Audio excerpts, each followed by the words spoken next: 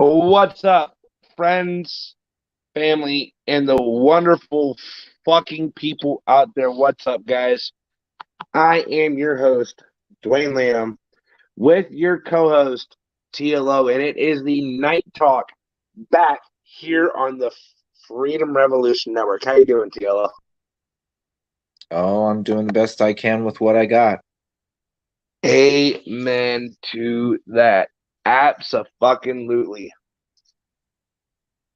So, dude, we got some crazy shit to fucking talk about that we've Well, the list of things to talk about has grown since we've been. since we've been on there. Yeah, exactly. So,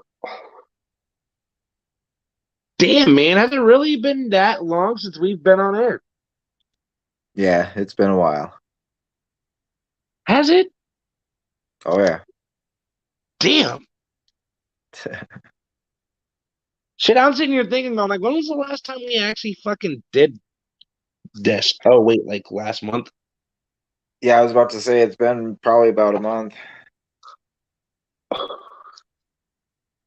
Guys, so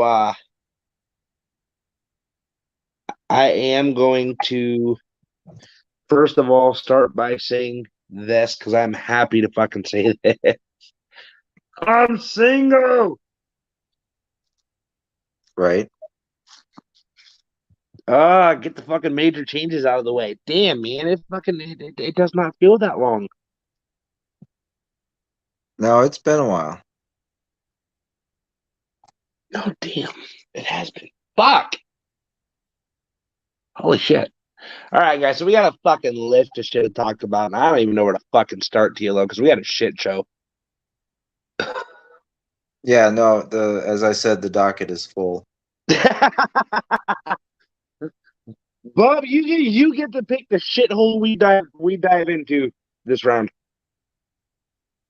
Oh, we can do whatever. I mean, you can go from politics to social to what's going down on the street, the beat on the street. You can go to Hollywood. I mean, you can do any of that shit.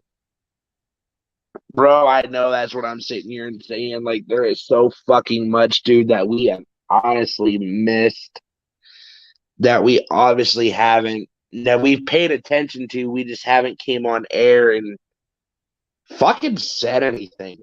I mean, Scarlett did. Well, Scarlett But, was doing a service, so it's a little bit different. so let's talk about this. I know Scarlett covered this already, but let's talk about that major blizzard fucking Texas just had. Indeed. Let's talk about that for a minute. What in the Correct. world? Get going, boys. Who is this? Now there's always people who are a little impatient in this day and age. So Yep. So let's talk about, like I said, the blizzard that happened. Dude, do absolutely, I feel bad for the city of fucking Texas? For city of Tech. the state of Texas. Sorry, TLO. Um, may or may not have had some fun while I was out. Oh my. But Not yes, bad. the state of Texas. Yeah, the state of Texas. Don't mind my goofy ass. I'm also trying to get my computer hooked up so I can use my computer. I just started this shit on my phone. But yes, it was a devastating storm, as most winter storms in Texas would be. Um, because Yeah, but I'm sorry, just geologically speaking, they usually get maybe a couple of inches, sometimes like 6 or 7 in a decent storm in the Panhandle, northern. Sometimes Dallas, I believe, gets like a maybe an inch or so, but usually goes away after a while. But the the the amount of snow that they were dealt in the short amount of time, um, equivalent to something along the lines of a small little clipper storm here in the Midwest. But for them, it was devastating. and then obviously you had a whole lot of failures. Like there's all sorts of blame to go around. Like it's not one sided. It's not this or that. It's not bad intentions. It's not political discourse or fighting, the Green New Deal or anything like that. It's just a whole bunch of shit. Like, let's just be real. Like, there's a lot of stuff that happened that were definitely out of control. So don't let anybody, especially on the one side of the aisle, say, "Oh, if we had all this, solar and wind energy, this wouldn't have happened," because it probably would have. Like, let's just be real.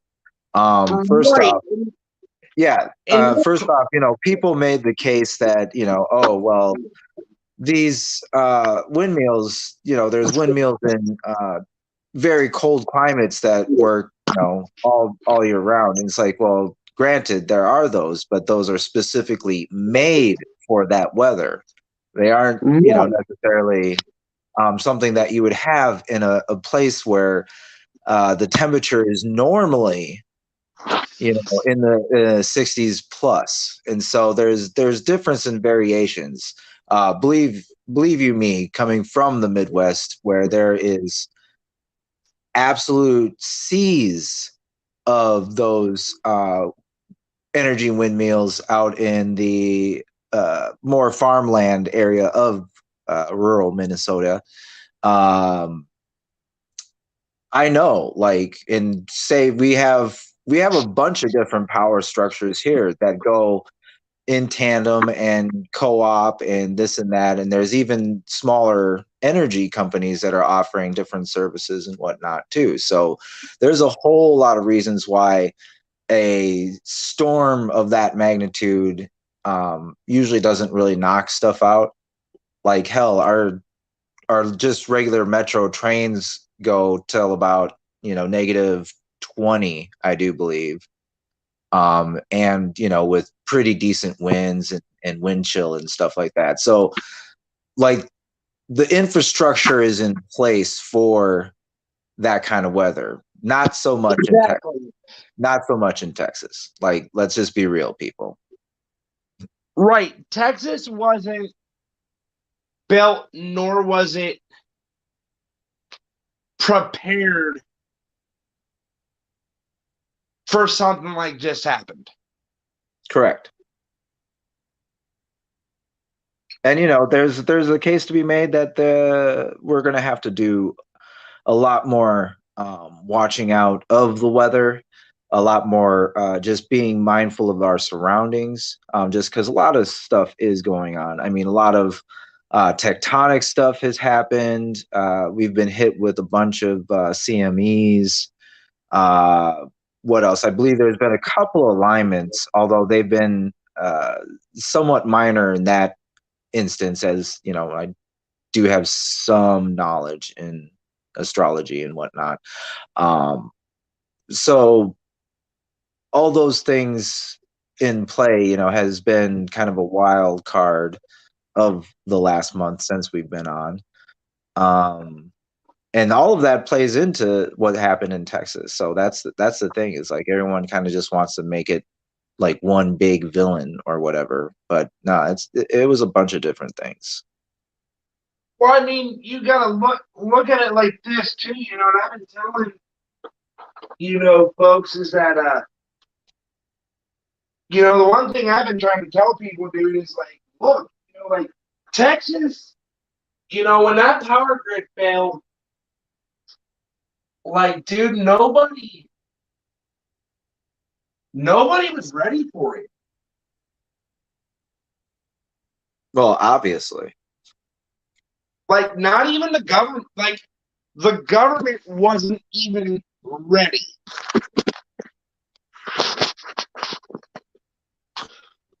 Well, yeah, that just kind of goes in hand with the message that quite a few folks are starting to pick up on the internet, on social media and whatnot.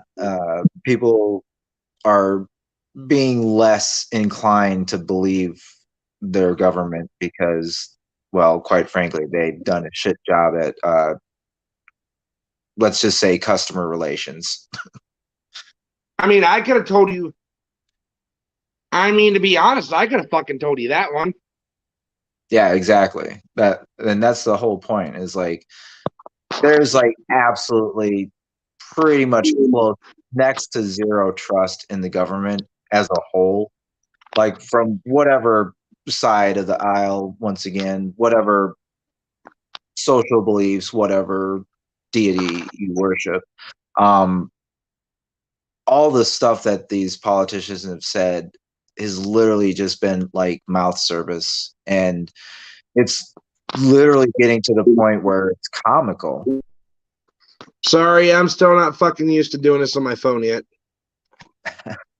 It's all right, growing pains and whatnot. But the fact that what's going on in in the public eye in front of the world, it's laughable, because like they just all sound just dumb, because like all of them are saying one thing, doing another. The outcomes that they've predicted in a lot of cases have not really panned out. So there's a lot of indications that has to be worked on, and starting off your presidency with a whole bunch of executive orders is not unity making in one world or another. And the constant bickering is also not resolving anything. We need to definitely get over that shit, because like, wow, like it's 2021, people. Like, we're on the brink of a lot of bad shit, and we need to be a little bit more cognizant and a little less in our kind of own little devices. Well, I've done a lot of reflecting lately, so there's a lot going on. But yeah, Texas was a shitstorm. You can make cases for either or with the infrastructure wise thing, because no matter what, even if you had like a whole shit ton of solar array farms and even offshore windmills, you would still need some sort of supplement to that. And given that most of the green deals try and pretty much delete all those other options, it's kind of hard to imagine something like that. I mean, I know they're doing experiments right now. I just read something about some sort of satellite that they're able to transfer energy from the satellite to the ground. So that is, in some ways kind of a breakthrough, because if we are able to transfer power in such a way, we will be able to alleviate a lot of those things, especially if we can make like solar arrays in space versus trying to take up real estate here on the actual planet. It would be easier for us to find new croplands as others via climate change or whatnot, um, you know, become unusable. So we'll have to move on, find different ones, do more hydroponics, small micro farms. I know there's a lot of community farms here in Minneapolis. Like literally, I would count 5 of them just within walking distance, and we're talking like a full city block, and that's a decent size. You know what? And here's my thing about this, is like, the last time Texas truly had something happen like this was when Harvey happened. Well, yeah, absolutely. And obviously, when Harvey happened, what were people saying in the aftermath of that? We weren't prepared, this and that. And, there was the finger pointing and this and that. And like, when it comes down to it, what was needed was to just stop all the finger pointing and actually like get shit done. Right. And here's the thing. I don't ever think that, and I think with this one here is, they really have a reason to finger point now. It's because, like, I don't know. I believe they have a reason to start finger pointing. well, obviously there's a quite a few deeper meanings, we'll just say, to what's going on in the world. And so, yeah, I mean, there's a lot of stuff going on. And I mean, some would make a case for that it was intentional, that it got as bad as it did. You can make a case for that just because, people were caught with their pants down. So, like, you can look at it from that perspective, or look at it as they were incompetent, or look at it as whatever. Like, it comes down to perspective. And, we can nitpick, we can spend all this time on who's at fault and whatnot. But when it comes down to it, is we just need to make sure that these people are taken care of. Help is on the ground. Any sort of like shelters, any sort of food shelves, anything like that, any sort of services need to be offered in a timely manner. And we need to stop this.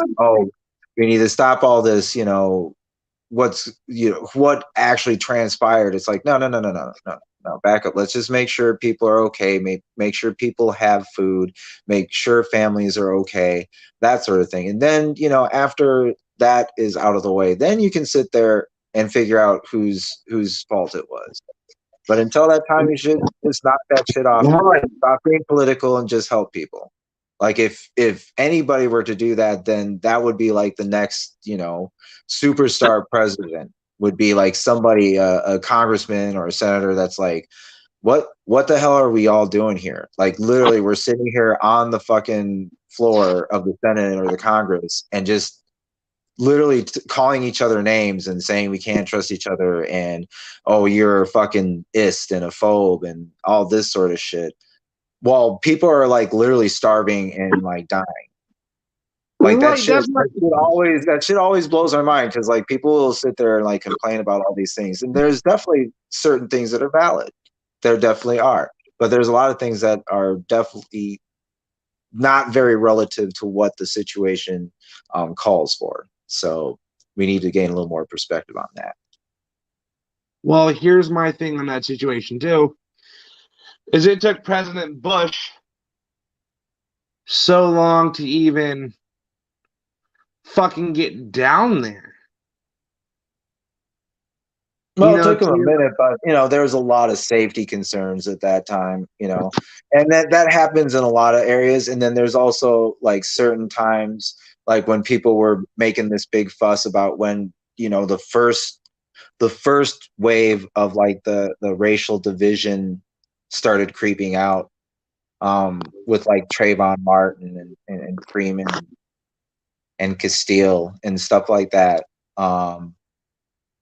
With that first wave, there was all that, oh, well, needs to go to this place to visit this and go to that place. And people are all, debating whether or not he should go. And obviously there's certain situations where the safety of the president obviously takes precedent. And, so he's not going to just jump into that situation. So, I mean, okay, but I don't know. I was there for that time period, and I seem to remember he was down there fairly quick. It was less than a couple of weeks. I know that, because as I said before in our previous off-air conversation, like, I do remember him standing among the rubble, and I mean like the still steaming rubble. So obviously, exactly, from 9/11. So it was recent. He had been there recent enough for that to occur. Well, and then here's my point that I want to pick, because some of the comments I've seen, like on Facebook, on YouTube, have just been nasty.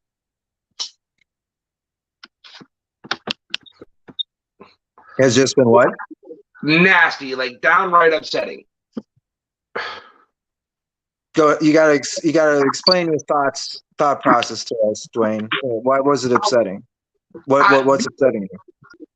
Because here's the thing, people were putting down President Bush. People were not President Bush, but Biden. People were putting down, Texas governors. They are trying everything in their god fucking souls to get everything back up and running for y'all. None of y'all motherfuckers want to give them the time to get fucking anything done and just start bitching at them.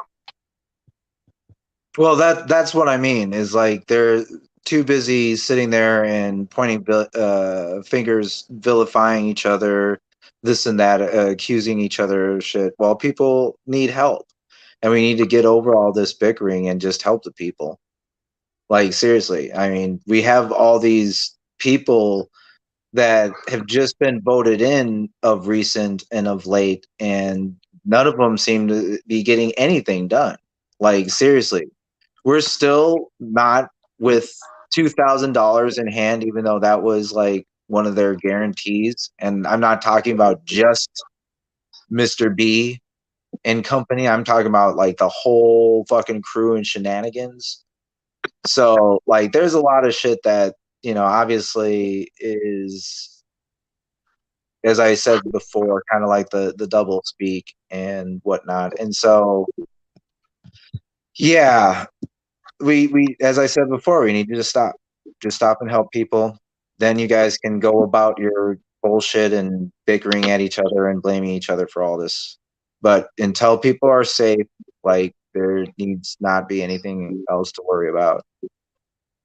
Well, I mean, like, hi, Casimir. I put your comment up, but I forgot to say hi. Sorry, guys. I'm also trying to focus on getting the computer up and running so I can get the fuck off the mobile device. Oh no, we can tell you're up to some technical stuff. I hear you moving around back there. That way you guys know the reason I'm on the mobile is because I decided to break my screen on my fucking laptop like a dumbass. No, that was kind of a dumb move. Like I said, it wasn't completely on purpose that the No, thing. I know, but still, you gotta protect your shit. Whether it be your downstairs satchel or your money, your property, your family members, like you just gotta protect your shit. Right, and so to explain to you guys what happened, I told you a little the story. So the person who I was dating, who is now my thank God, I can't believe I'm about to say this on air. My ex, who is now my ex-fiance, manipulative bitch. But that's besides the point. If you're watching, please leave because I don't think you want to hear some of the things I'm about to say because we also have this rant session on air. Now, Dwayne, let's just not make this a bash session. We got plenty of other things to talk about. Oh no, that way in case people ask, like, here's my thing, guys. Is Dwayne had to finally do what came down for Dwayne. And unfortunately that was leaving. Ooh. I know you guys heard that pretty sound in the background. Sorry. So what happened was I fucking threw my phone that morning. My mom was a combination between my mom and her, and I didn't remember my computer was sitting right on my bed, but my computer met my phone and my phone won. Oh, Dwayne. Yeah, Dwayne fucked up. Dwayne fucked up. And yeah, these are the times, as I said, you got to be cognizant of your surroundings and what's going on and shit. Because we're getting to the point where we can ill afford to just go about our lives thinking we have this endless supply of things. Well, and here's my thing too is like I miss being able to use my computer without having to plug it into my TV, which is currently what I'm doing now. Right. For all you, what's the click clacky you're hearing? It's the computer. Another thing I wanted to talk about tonight. So the federal government has a hold of President Donald Trump's tax returns. That is correct. Via the New York State Attorney's Office, I do believe. Has gotten a hold of the former president's tax returns. Which I honestly want to ask, how the fuck did they get a hold of them? But that's none of my business. You guys have been asking them for about a year. It took y'all for him to get out of office to get a hold of tax returns. Like, come on now. No, they've been asking for him for a long time. Like, dude, for like a really fucking long time. And like, I'm not gonna fucking lie. It's like, motherfuckers, y'all wanted these things, for a while. So my thing is, in the way that I look at, things happened is, this world's going to shit. We're starting to see a little bit of humanity get restored, which, to be honest, I'm shocked. And all. You can actually go into a self-serve buffet and get food. Like I said, there's a couple of fast food restaurants that are trying that new model. So it's probably all part of that agenda. We'll say but not say. Excuse me. I mean, my thing is like, I don't know if this is going to be one of them ha-ha moments, jokes on you. You really thought we were going to do this? Or, hey, we're bringing your guys' fucking freedom back. Of course they're not. I mean, you just have to look at the headlines. You just have to look at the, excuse me, mainstream media and the constant fear machine. Because it is really bad. Like they've got it set on at least 9 or 10. Oh, bro, I'm not even agree with you there.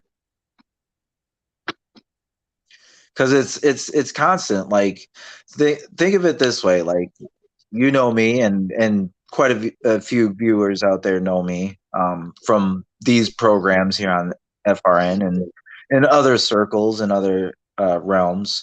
But I look at patterns, and all you have to do is just see the basic pattern. Like anytime the world itself actually like turns and doesn't turn the way that they want it to, like they ramp up the fear. It is really playing out exactly like V for Vendetta, the movie. Because they're like literally, it's playing out almost like a fucking storyboard for those people out there unaware for a movie thing. A storyboard is basically like a comic of the movie written out so they can figure out angles and such. But like it's almost exactly the same thing as what happens in the movie, and it's kind of ridiculous. Like seriously, like when V was making his impression and people were starting to wake up from what was going on, the politics and how just asinine and backwards and evil it had become, they ramped up the fear. Like they pumped up all the news stories. I mean, the main villains even yelling at his cronies saying, we need to ramp up the fear. They need to remember why they need us. And that's exactly the shit that they're pulling right now. I mean, the cases pretty much worldwide are dropping. I know here in Minnesota, like they just plummeted because we had one death. I do believe it was a week ago. One death, and we haven't had that since I do believe like last August or June or something like that. And so you see these numbers go down. You see the new infection rates go down. Yes, people are still dying. Yes, people are still being infected, but at a substantially lower rate. And what happens? You have people like Fauci out there saying, oh, well, I wouldn't go here even if I got the shot. And it's like, well, that's counterproductive, first off. Second of all, okay. And then, he goes and says, we're probably going to be wearing the mask until like 2022. So like sometime next year. And I'm just like, okay, red flag. And Right, like how so, much more ridiculous are you about to get, dude? well, yeah, and that's the thing is like, oh, well, they suggest this and that, and if people haven't forgotten, they still have all this, emergency sort of wartime fight the evil virus, bad guy Charlie in the trees sort of situation, and once again, as I said, that if the narrative goes against what their narrative is in the real world, they just try and like produce the effects that they want. And how do they do that? They do it through fear mostly. And then the second thing is obviously division, because as I said before, nobody can fucking get on the same page to save their lives. I mean, Like literally. haven't we all been saying that though since the coronavirus came out that it's been Well, that's because that had been installed into politics and social media and movies and everything like that for like the last 4 years. Because yes, I was not a big fan of Trump, and there are people who are fans of Trump. But pretty much the entire time that Trump was in office, it was basically all like, "Oh, he's evil, and let's get rid of him." Nothing of like, let's try and work together and fix some of the actual systemic problems in our society. There is none of that. There's no talk of that on either side. And then when these idiots come out and say, oh yeah, well, now that we're in control, now that we won back, and freedom and this and that and democracy is safe, they literally do like 10 times worse of whatever they're accusing the former president of, just being totally like, I mean, they're like in their own world as far as an agenda. Like they're even starting to somewhat fray as far as their political side of the aisle. Because you have the sort of fringe, the extremes that are saying we want everything or nothing, that sort of thing, death or liberty, but just the dumb way. Um, and they're going after the ones that are like, well, we need to actually like try and get shit done. We need to stop finger pointing. We need to like work. We need to compromise. We need to find common ground, because we do. I mean, if any of you fools out there remember in Black Panther, oh my the god, I knew you were king, gonna go with this. you didn't know shit. The king says there's more to us that are commonalities than there are differences. So we need to remember that, especially if we really do want to survive. Because there is shit that's going on that's out of our control. Like even if you want to get down to the deep state, conspiracy theories, or even some legitimate theories, that are going on out there. Like the actual scale of what's happening to the planet is too large of a scale. Like you would have to have some sort of institution that would be rival to, say, the Federation of Planets, or, to be honest, if you want to go Star Wars, to the Empire, because, they would have to control every aspect of life on every corner of this planet to be able to manipulate and cause the sort of things that are happening on the world wide level that they are. I mean, it would Right. have to be just freaking massive. I don't know if anybody's actually seen it, but there's a decent movie out of China, which I was actually surprised of when I watched it, because it was, to be honest, it definitely was patriotic for China. It was definitely gung ho China. But let's just face it, most movies that are made in whatever country that they're made in, they're not necessarily just going to poo-poo on their own country or whatever. They're usually going to try and portray it in a good light.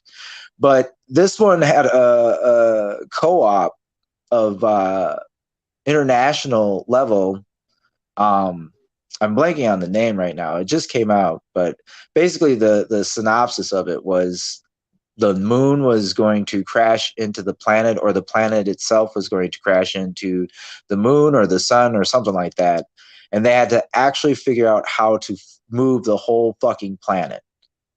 And so it took like a whole actual worldwide thing where they made like a big ass engine, you know, planet size, to push the entire Earth back and away from whatever danger. And it was actually decent. It was a good movie.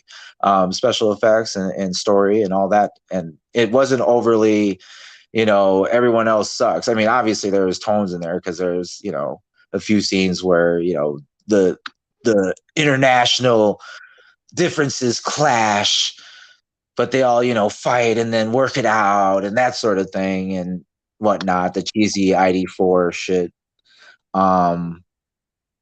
But it was good. And I think if we were to actually do something like that, we could figure out a lot of shit. And we do need to do that because there is a lot of shit that is transpiring. I haven't even talked about or mentioned the fact that there's now science, actual evidence that the shit that went down in the day after tomorrow is actually happening. Do you hear me, people? Right. It is actually happening. The flow, the Atlantic, the mid-Atlantic flow is actually slowing and diminishing, which is a huge deal. And I'm sorry, like, no matter what fucking chemicals we put in this planet and whatever things changes, like, that's a huge change. And something that we can't just say is, it's man's fault. Like, no, this is a huge shift, planetary shift. And let's face it, the planets have been around a lot longer than humans. So Right. they've got shit going on that we don't know about. All right, people, let's gain some more perspective here. I'm throwing the perspective word out there a lot, people, because it needs to be heard. Like we do seriously need to be gaining perspective and place ourselves in a different position. Place ourselves outside of ourselves is most important. Not necessarily thinking of things in our own personal gain, because that's predominantly the thought process that is going on right now. And obviously it is not helping. Like, let's just face it, it's not making things better. All right. The world's not getting better that way. It's not, I mean, to be honest, when has it ever honestly helped the matter of the fact that these things are actually gonna fucking happen? Because like you said, Tilo, there are movies out there. Well, that's because and this is another little soapbox I'm going to get on right now. Movies is an art form. It's an art form. It's not meant to be like these weird political agendas or downing one gender over the other just to make themselves feel better. None of that. It was about storytelling from the person who's presenting it, and you take that as a story. Is somebody, say, if you're sitting at a campfire or whatnot, and somebody's telling you a story, there's a lot of things that go into it. How the person tells it, who's telling it, that sort of thing. So the same thing applies to that platform, movies. And so to sit there and make it just honestly just awful, cringeworthy crap where you're sitting there and you feel like you're just getting bludgeoned for just being there. Like it, you lose the artistic form, and it's lost at this moment predominantly in Hollywood. And hopefully, if people actually looked at a lot of these stories, it comes from our thought process, our dreams, our imaginations. And so, the people who came up with the atomic bomb, the Manhattan Project, people who came up with Right. the wheel, like stuff like that. Like it came from people's thought process, their dreams, their imaginations. And so that's basically where these stories, these movies come from. And so, yes, there's people, even scientists, even nerds, even geeks, even politicians that have these stories and whatnot. And there's people who hear these stories. There's people who have stories of their own. And some of them get it right. And that's the thing, is like, and you can find different aspects of that in most movies. Like, and Yeah, you can. the good artistic forms are the ones that are able to grasp and present that fuller range of emotions, of interest, of dialogue, of thought process, as opposed to, as I said, just sitting there and feeling bad for yourself because the movie says you're evil, just because, as I said, you just exist. You know what? And here's my thing I want to say on that, Tilo, because you make a very valid point, Tilo. Yes. And I want to say this to the people watching, because TLO always makes a valid argument when it comes to shit like this, okay?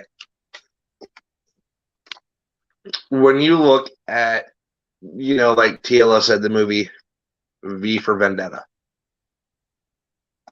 I am scared of that movie for multiple reasons.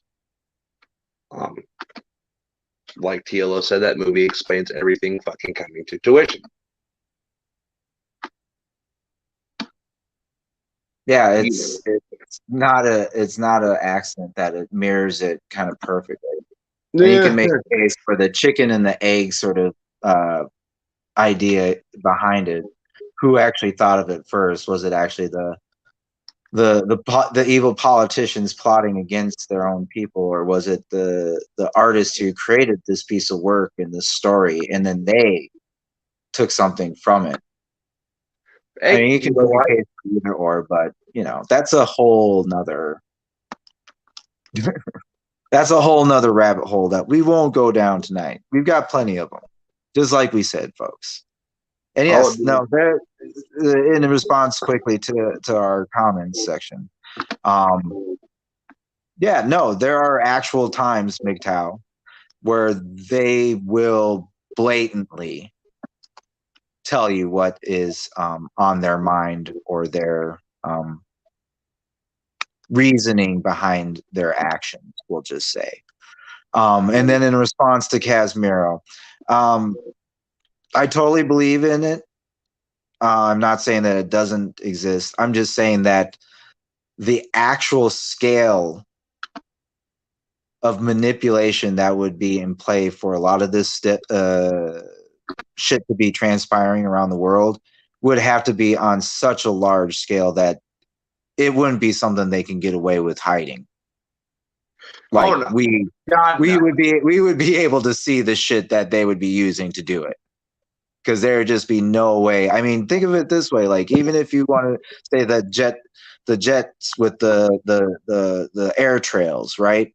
Like, think of it that way. Like, think of how many planes they have to still crisscross across the sky for them to get all that shit up in the air. Like, it's still a lot, Like, that's the whole thing, is like they still have to do that shit basically constantly, because if they're actually going to affect things, they have to go about that way, in that process, probably that heavily. And obviously we can kind of see or pick up on it. As I said, like, if they're doing something to actually affect some serious shit, we would notice it. And people do notice the chemtrails, okay? Like I noticed them since I was like 4 or 5. Because I was like, well, granted, I was pretty smart back then, so I got it. The air temperature up there, up that high is different, and it's colder, and blah blah blah. And those jets are going at a high speed and are creating a lot of friction and heat, and that could be the moisture trail. But the trail would not linger that long, and in that pattern. Do you know what, in the trail, it would start to spread around just because of the different things. And you see that with regular clouds. TLO, here's my thing, man. There's always a but in your situation. Yes, well, that's because I don't know. I've been around for quite some time, so I've seen a lot of shit go down.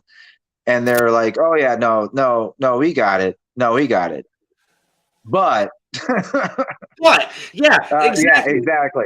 It's a major case for that would be, let's just say, Japan about, 10, 11 years ago.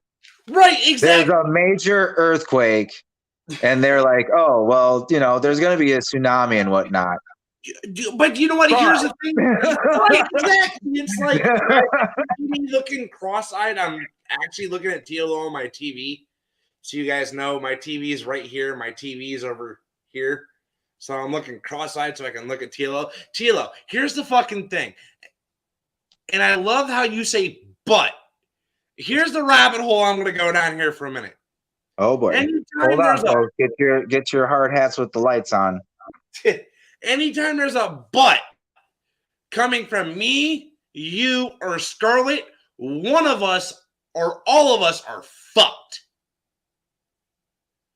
Because, okay, so normally when we're talking about shit like this, right? Right. There's always that, but this happened. You're like, God damn it. Like, it makes you think. Like, does that make sense? Yeah, it makes sense. So, I get what you're laying down. You know what? I hate when one of us say, but it's like, what the fuck are they gonna say? Well, that's the thing is, like, if you recognize patterns, you can kind of see shit play out that other people, A, don't want to acknowledge, B, couldn't possibly acknowledge. Right. Or C, have an agenda not to. Do you know what? And here's my thing, okay? And I want to say this. One of our president's favorite word was but. And I'm not going to mention the motherfucker's name because I don't like him. Teal, you already know who I'm talking about. I do. Teal, you can agree, every other fucking word he said was but. He did say it often. So here's my thing. Is when you say but, like 30,000 fucking times in a press conference. Like, how the fuck does that honestly make a difference? Like, you're just making an excuse. Like, shit. The rabbit hole I wanted to go down tonight. Benghazi. That's the one of the fucking rabbit holes I wanted to go down. By the way, guys, I got tatted. Here, I'll try to show you guys on screen. I got tatted. Indeed. I told Scarlett I'd show this on there. I got fucking tatted. Bro, it is fucking amazing. I love this piece. One of the best fucking pieces I've ever gotten in my fucking life. This was my first tat. Like this.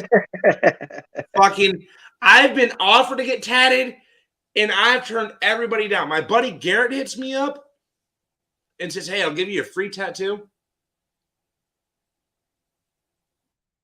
I can't deny that. Right. No, you can't. You know, I can't. You know, I can't deny. I can't deny that. But here's the thing I wanted to say. Yes, that's a good one as well, MGTOW. Like Scarlett said, moved further north, but the sun is going through a weaker phase, and the north is going to get colder. Exactly. So watch this shit. So I do live on the northeast side of the states. Okay. Yes, you do. For Ohio, it dropped extremely fucking cold. Yes, it did. First, dude, it hit like 3 degrees out one morning. Yes, and you guys are definitely not built for that. No, we're not. But I survived. Like, yes. You know what I mean? Like, I survived. Well, most people can, and that's the thing. And like that was also in the movie Day After Tomorrow. It's like people are capable of surviving the ice age because we did it before. Granted, it'd be hard as hell to get shit back to the way it was before, but it is possible. To be honest, it is possible if we prepare for a situation like that.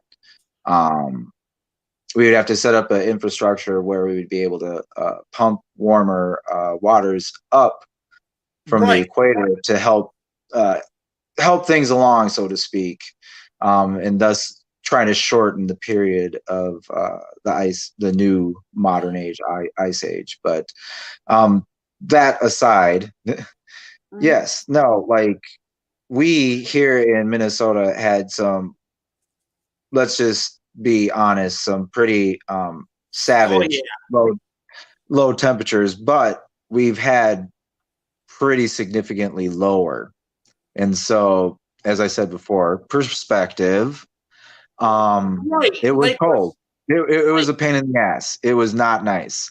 But yeah, there's people out there that were definitely cold and they were freezing. And there were a couple people that froze, but one of them, I think they actually found out was murdered before he was froze.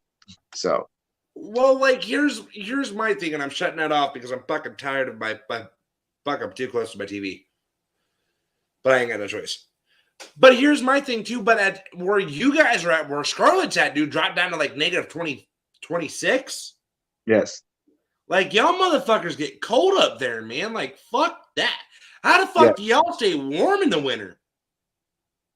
Layers. And then there's also the fact that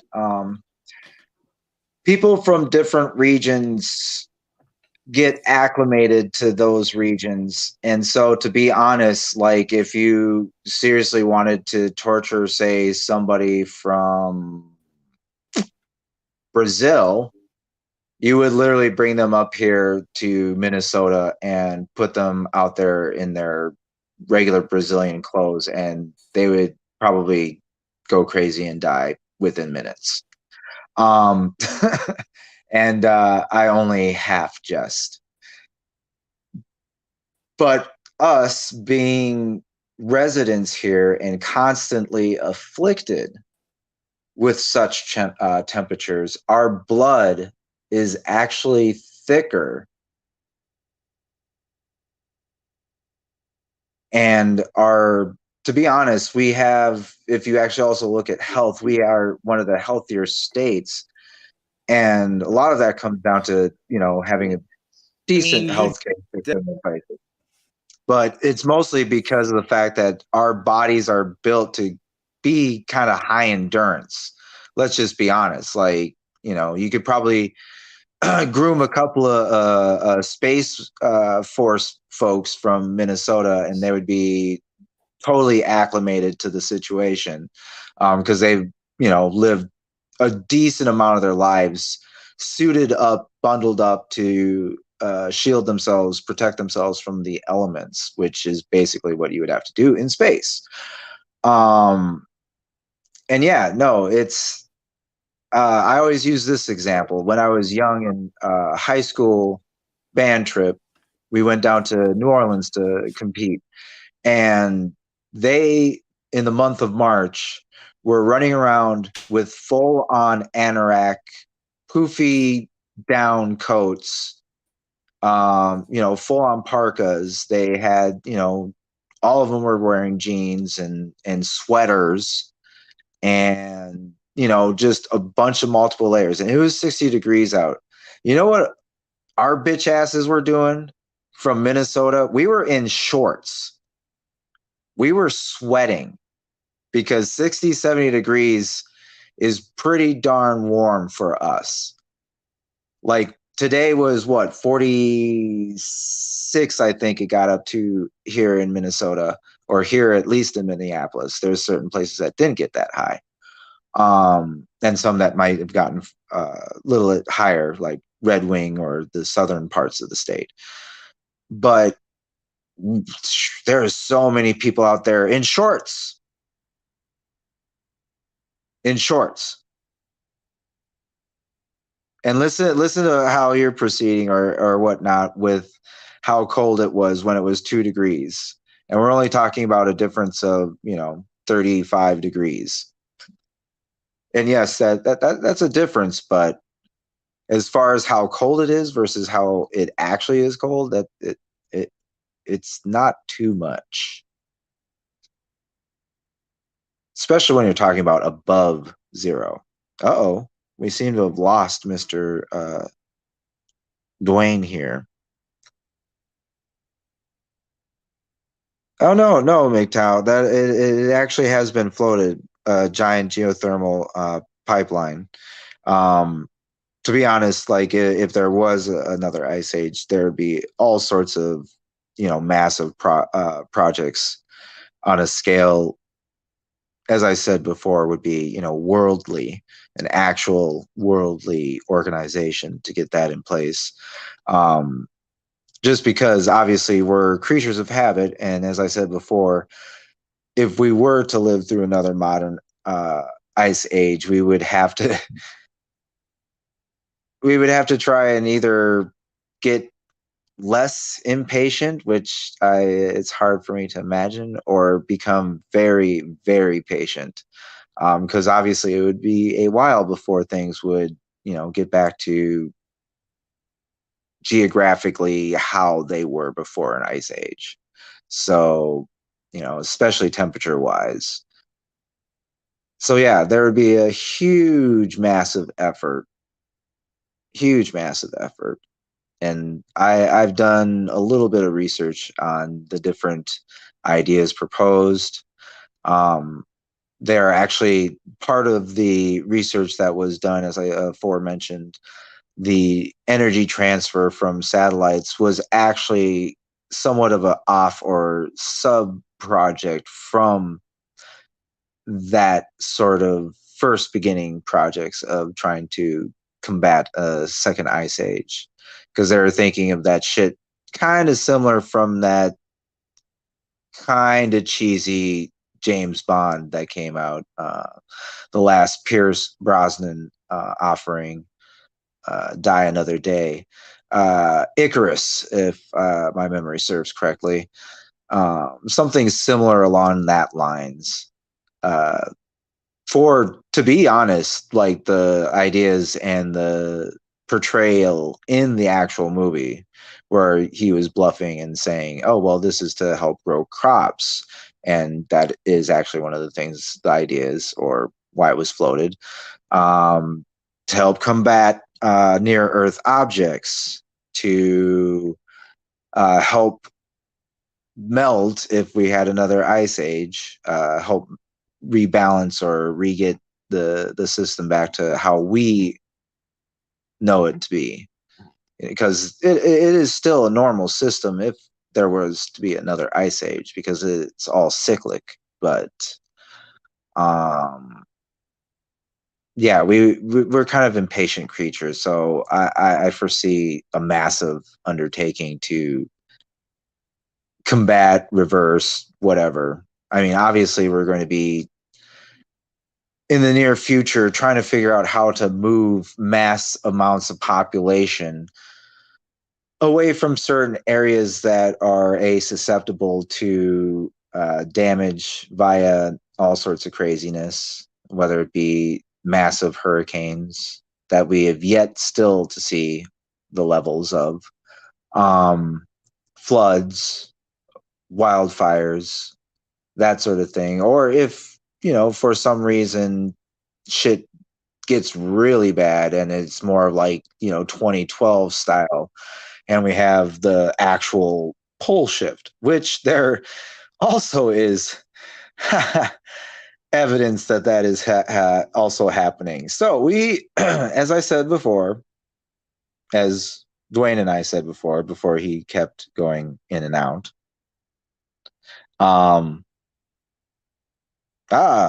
Located in Reno. Okay. Yeah, no, there's a lot, and that's as I kind of spotting on right now, Casimiro, with the 2012 reference and the Earth crust displacement theory, and how that is another one of those things that was floated in a semi-fictional whatever piece of art, but yet is being mirrored in real life. And Right. so that there's that case. There's the old saying, art imitates life. I mean, hasn't it? And it has. Hasn't it always imitated life, though? Yeah, no, absolutely. And obviously art, to a certain degree, started our communications, wall paintings, shit like that, hieroglyphics. I forgot what the Sumerians had, because they did have something else. But yeah, yes, you're right, MGTOW. It was a sign. It was kind of an implication of things to come, even though we have had signs for a while. We've had quite a few signs. If you follow any of the online channels for any sort of, earthquake predictions, storm channels, that sort of thing, like a lot of people are worried because it's coming into a age of unpredictability. It's because none of us have been around in any of the times where this has actually happened before, because Right. in most cases it has. So yeah, we don't know. we don't know. And yes, we can make our hypotheses, we can make our assumptions, and obviously we have to kind of pay attention to pretty much every aspect of that thought process, because obviously art imitates life, and so there's some case to be made that we should probably maybe take some of these things with a little less salt. I mean, here's the when thing, we watch them. And Migto, don't get me fucking started on this comment down here that you just posted, like right fucking here. Yes, like, yes, right yes. Here. Well, Don't get me. we Like, here's the thing, dude. Like, I know those fucking places are real, dude. Like, the question is, who doesn't know those places are real? Well, yeah, absolutely. Like, I know personally of a few places. Well, let's just say that if they were to stay there, they may not check out. But that was from a previous life, and once again, another rabbit hole that we may or may not at a future time go down. But that one's a dark one, so we would have to bring some extra fucking lights. Yeah. Definitely some definitely glow sticks. Definitely glow sticks. I love how you go. Definitely glow sticks. Do you know what? And here's one rabbit hole, TLO, that we kind of haven't went down in a while. I mean, we were kind of talking about the whole Hollywood scheme today. So I was talking to my kid's grandfather the other day, right? Yes. And we were talking about how, like, a lot of the kids' cartoons has gotten removed from TV because they're too violent. Yeah. Well, whew. Yeah, this is definitely a rabbit hole. I mean, anytime you attempt to approach the West Coast, which is definitely an area of expertise I am well seasoned on. Yeah, the cartoons. Ooh, So wow. We can go on this one. This. Hopefully y'all are sitting out there. Hopefully y'all have a drink because this is going to be a good one. this is a doozy. So just like sit down, relax, and don't freak out.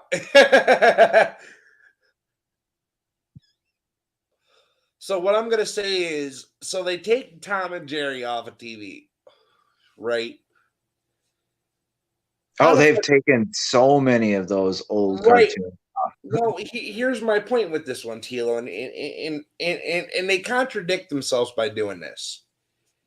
You take Tom and Jerry off, but you guys can make a Tom and Jerry movie. Oh, trust me, it's not gonna be anything like the Tom and Jerry that is in the cartoons. Trust me. Trust me. Oh my goodness. I mean, yeah, what yeah. Exactly. Like, why even make the movie if you're gonna? Well, it's gonna be so construed and it's gonna be politicized and it's gonna have an agenda. Isn't Like, it already construed? oh yeah, no, trust me. I know I've seen the rumblings. I as I said, I am privy to and accustomed to gathering a lot of information. And granted, I don't talk as often to my actual sources on the ground because I actually do have a couple of them. Um, yeah, ooh, ooh, like just thinking about it is cringeworthy Exactly. because Exactly. because the I mean, just with the news recently with the Muppets being, Oh, shut up. yeah, exactly. But I mean, it's the same thing. It's like this weird, like I I just don't know. And some people make a case for it's like this weird instilled hatred for anything from the past. And granted, I do pick up on some of those undertones. Trust me, being somebody who deems himself of old school fashion. Thank you very much. Um, yes, that does mean I will hold a door open for a lady. Sorry. Um, yes, no, the cartoons that are out there that are being produced, I honestly I can't even really talk about them. I mean, they're just so far gone. Like, Right. and Like, I noticed them like starting to kind of turn over in the early, like I would say no, not early, about mid 2000s. So like 2004, 2005, I started noticing because like there was a wave. I would say the first wave of like reiterations and them trying to go back and like rechange or reimagine or basically adopt um, the idea and characters and intellectual property of successful things from past. And as we've seen now play countless times over and over again, they get it wrong because they try and make it some sort of agenda. And people aren't, there's definitely some people that are out there that want to see something like that, and that's fine. They can watch their agenda minded movies. There's definitely uh source material for it. There's definitely studios that cater to it. So it's not like it's that far off. Regardless, right. the way that they've portrayed things in cartoons, the subject matter, like, has been so skewed compared to what we are used to or were brought up on. And that's pretty much anyone that was born before, I would say, 1995 to 2000. Yeah, So pretty much. yeah, pretty much. because You now know, we have this young generation, and like, wow, they just, I don't know, like lack of creativity, imagination, spines, souls sometimes. Because yeah, I've met some pretty shitty young people of late, and I mean shit you would see in like the movies type bad kids. um, so yeah, and to think that these kids were raised on those sort of ideas, obviously the messages have been changed over, and some of it is to blame on marketing. You know, obviously a lot of cartoons are a marketing base medium, so there is that. And obviously they have their toys and their coloring books and their um, whatever they are. There's weird looking alien dolls, the brats, and all their little, you know, things, and they have these weird messages. Like I tried to watch these cartoons, and it just, I don't know. It's not like it's necessarily like I feel like offended, but I just like, couldn't you do something like better or like have a better message? Because like if this is supposed to somewhat instill something in the youth, because obviously we know that they're impressionable, and obviously any good marketer would know that you do have to have an aspect of educational or knowledgeable enlightenment with marketing, with a property, that it actually holds with not only the children but the parents themselves, because as I said, it all ties into the marketing, blah blah blah, and also who is buying the toys, ultimately who is buying the coloring books, you know, that sort of thing. But these cartoons today, I don't see the messages. I don't see the positives that people are trying to, you know, possibly instill. I just don't see it. right? I see division, and I see a lot of weird sort of blamey thing, sideways blamey thing too, like passive aggressive shit, like on a scale that I haven't seen since fucking high school. Right. I mean, here's my thing when it comes to movies. I have learned one thing, okay? Is that they're all going to fucking lie to you no matter what. They're going to say they're one thing and then they're completely not. Well, most of the time, yeah. Most of the time you think one thing and then it's not. And that's, you know, there's the ups and downs. That part is a roller coaster. That part is like something you can have all sorts of theological debates about. Because obviously there is that aspect of, as I said, marketing. And so you don't necessarily want to give away the movie. And so they'll present it one way and then it's actually another, just because they think A, it's clever, two, it's edgy, or C and or three, um, they just don't really have any ideas.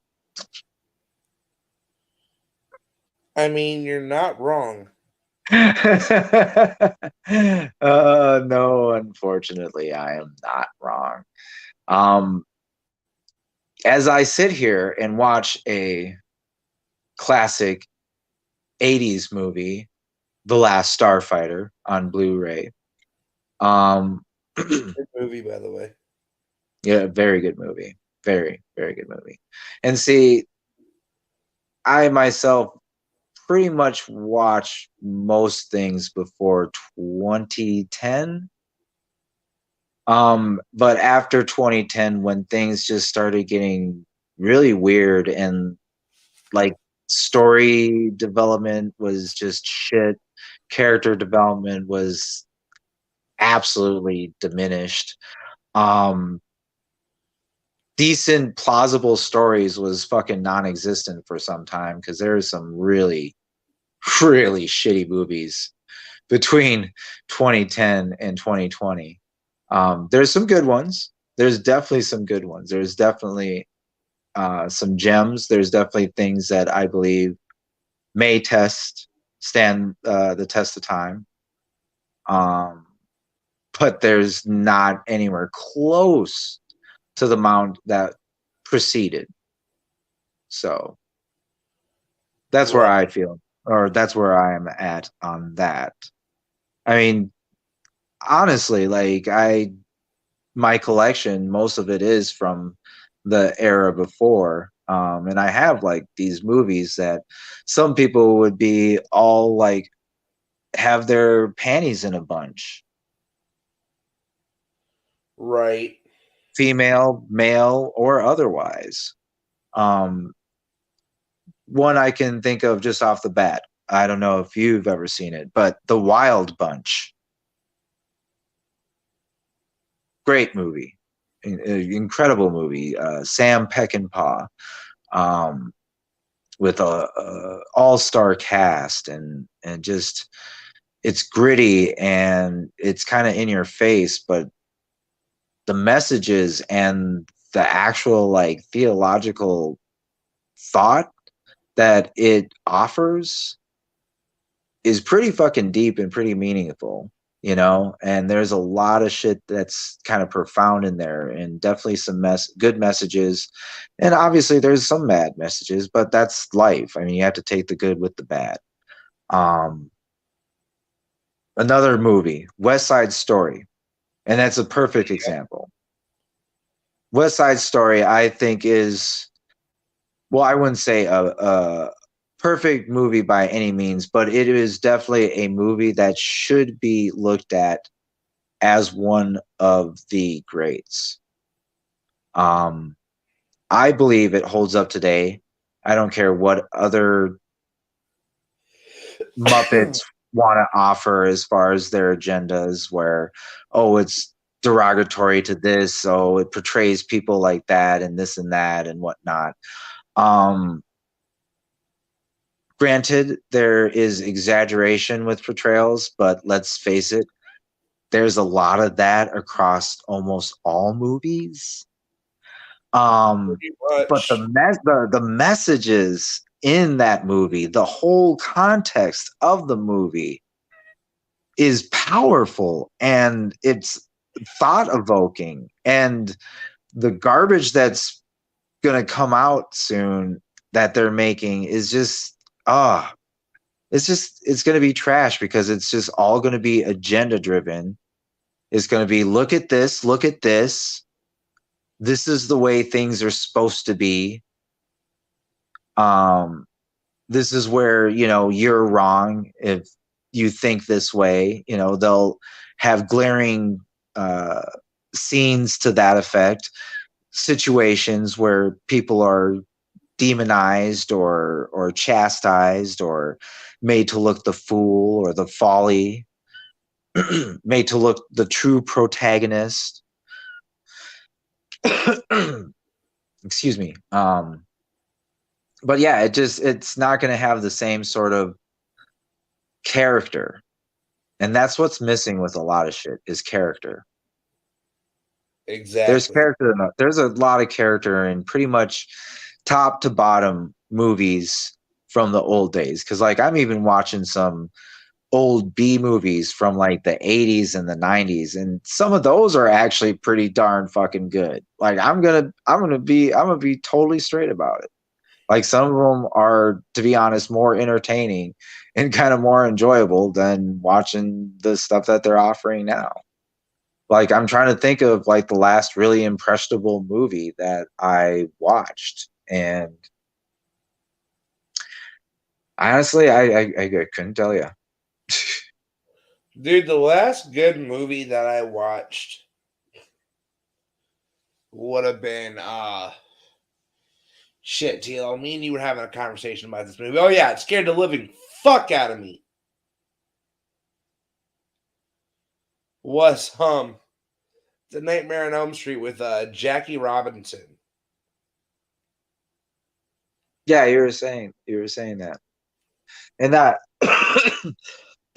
excuse me.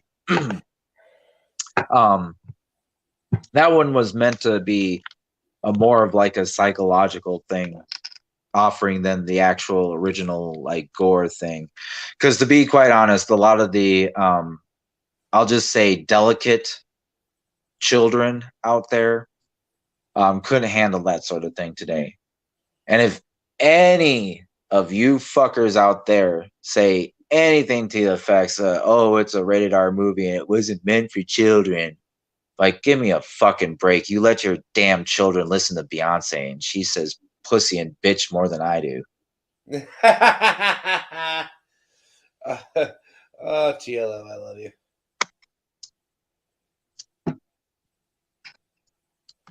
I appreciate that, love.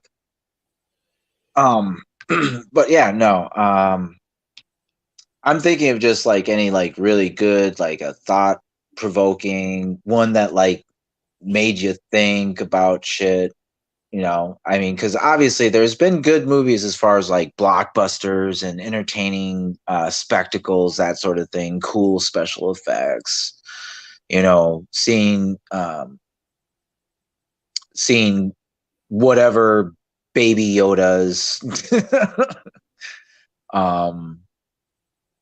whatever the gimmicks are. Like, I was just reading up on some news about a lot of the things from the past that they are just I mean, just obliterating, just atrociously obliterating. The new proposed Superman with J.J. Abrams at the helm and a guy that is I will definitely say is controversial because he has said some pretty stupid shit as a writer. And to be honest, I feel he's kind of along the lines of those people who just don't really care that much for themselves. And so they project it on the world because they, feel like they're the victims of everything. But yeah, he said some pretty stupid shit. Like, I honestly can't even say what he said in whatnot. So, but yeah, the guy is not very well established. He's kind of put out just stuff just to appease certain demographics. So I'm not really confident in that. I'm sure piece of absolute garbage fire. I know there was some bustling about the current Superman, what's going on the CW. Oh God.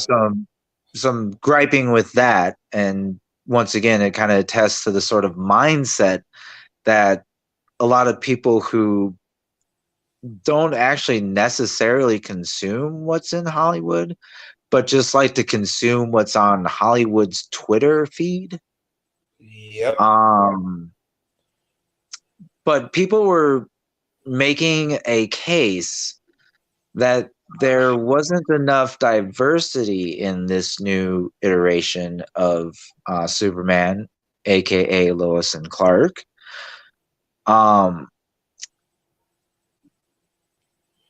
That the parents, the Kents, I'm sorry, were not biracial or black or something to that effect. And that alone obviously, set my fucking spider senses on high alert. And so I did some digging, and lo and behold, once again, as I said, one of those garbage people that like to basically project on the world, a disgruntled employee that was fired for reasons that I'm sure we'll probably eventually hear, and it probably sounds like he was kind of a dingus, and people didn't like him, and he was probably just being kind of a dick to everybody. Comes out and says that he had put forth this idea to have this great grand scheme to have the Kents be like biracial because he's technically adopted, and so they wouldn't need to be colonial whites. I think he actually put forth. So yeah, kind of that garbage mindset. You know what? Here's the thing, dude. Like, I heard like they're doing another Avengers movie again. Oh yeah, no, they are actually planning another trilogy. They're trying to get it spaced out so they can try and interject the X-Men and the Fantastic Four. There is some evidence that one of those properties is going to show up on WandaVision. What? In the very near future. Yes, I will put that out there. I'll put it out there with a grain of salt, but I know the people that I've talked to outside of the YouTube universe, so actual folks on the know, that yeah, it's kind of a ramp up because obviously the COVID, it knocked a whole bunch of schedules back. They were, obviously with the Black Widow, with basically all the movies that came out or haven't yet come out and then been pushed back to this year or possibly even next year. They have to play catch up, and it's obviously hard to play catch up when you have massive properties such as the Avengers and the X-Men and fucking Star Wars and now Fantastic Four and now Blade and now, I actually can go on, but I'm kind of sick of it. I hate you, Disney. Do you Just know let what? you know. I hate you, Disney. Let's talk about. You used to be something, and you used to be something that should have a place in people's hearts and minds and souls because you meant something. And it doesn't matter. Once again, it doesn't matter who was running it at the time and what their politics were or whose freaking pickle they stuck in where. Any of that, like none of that mattered. The idea, the parks, the original movies, the magic that it inspired in people, that was real, that was tangible. And now, oh my sweet Jeebus, now wow, I don't know, like if there is something to that old adage that you can go up so far or so high that you can't see the ground anymore. Disney's fucking been there. Like Disney's in the stratosphere, folks, because like they have no earthly idea what they should be, what they are, what they could be, because there is so much potential. That I watched shit. What was it I was watching? I was watching the Avengers. I actually, because we're still just now getting off of a lot of the restrictions, there still ain't shit open, and there's still not going to be very much shit open because we also have the bullshit coming up in March. But yeah, we could go on to another tangent with that. But here's the thing. Hold on. No, you brought that up. Hold on a minute. You brought that up. We're going there. Well, I was just making the case that there's not really much to do but watch movies or assimilate a lot of the digital sort of culture. So yeah, I literally watched the entire whatever they want to call it, the Infinity War saga. And basically It's not even a saga. one. It's like a fucking annoying ass series. What? Like, I get how they did it, but goddamn, it took them near fucking 20 years. Yeah, and that's the reason why it was as epic as it was, Dwayne. If they tried to cram that amount of storytelling, that amount of development, that amount of connection that people had with those characters, it wouldn't have been shit. It would have been the motherfucking Force Awakens or The Last Jedi. Okay. Or that piece of shit Anakin shit. Take the nerve. I did this on purpose. And once again, thank you, Disney. Because here's my fucking thing, okay? Here's my thing. And we're going to talk about this because we talked about all the movies coming out in March. We talked about every single goddamn fucking one of them that night. Yes, we did. Because I went through IMDb like a fucking dumbass with TLO going like, don't do it, Dwayne. Right. Don't do it, Dwayne. Here's my thing. I'm literally going to watch these movies for the fuck of it because there's nothing else better to fucking do. That's correct. Like, here's my thing. Yes, half of these movies are, excuse my words, going to be retarded as fuck.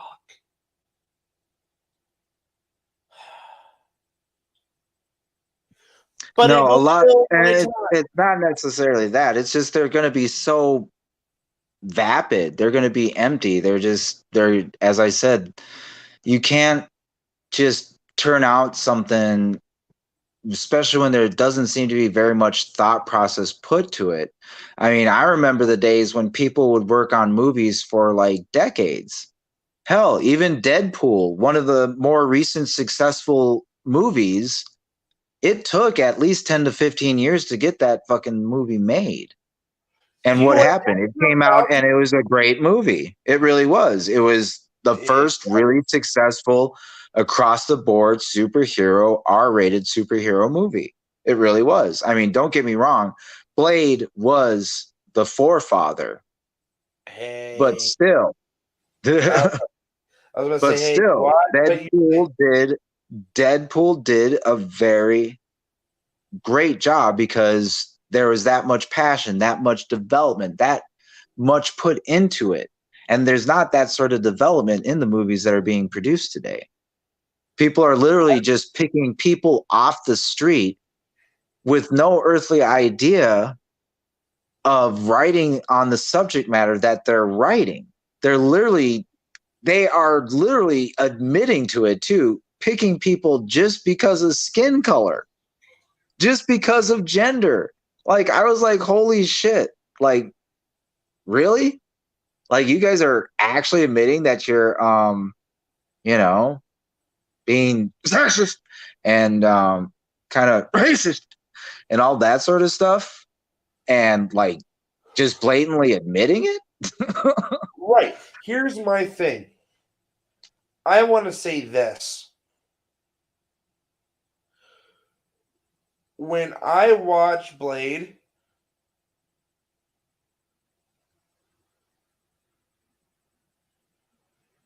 when I watched Blade,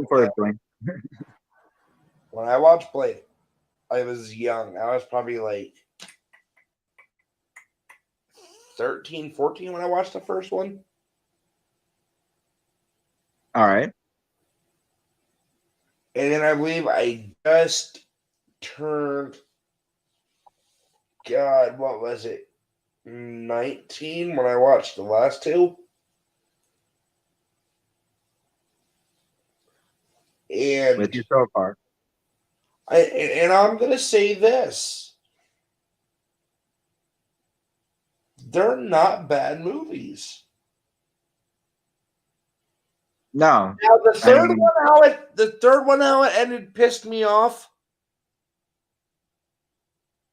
Well, I like the third one only in the fact that it was entertaining with the characters. I mean, as far as like the actual movie, I thought it was kind of so-so. I thought it was somewhat of a step down from the second one, but I know the second one was definitely a step down from the first.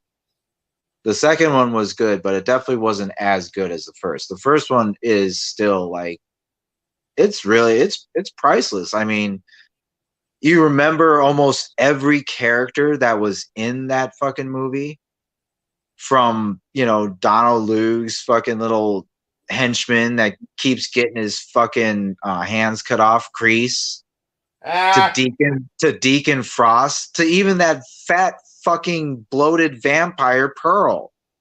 I love. Like, see, exactly. They're all characters that you remember because they're all like memorable and good characters. It was a good story.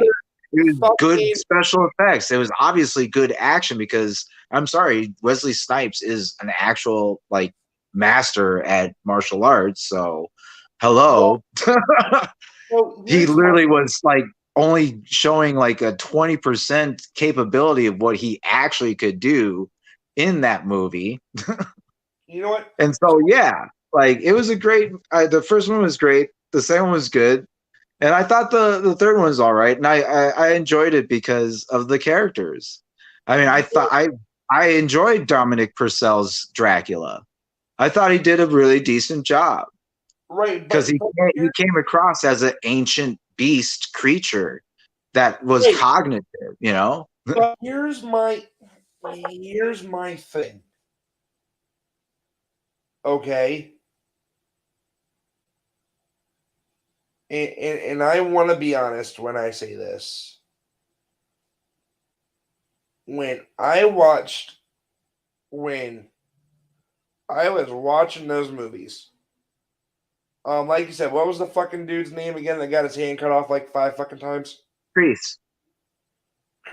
Yeah. Yep. How many times did he get his hand cut off in that movie? Like fucking like. It was 3 times. Yeah. One in the beginning, one in the middle, and then one in the end right before he killed him. Yep, correct.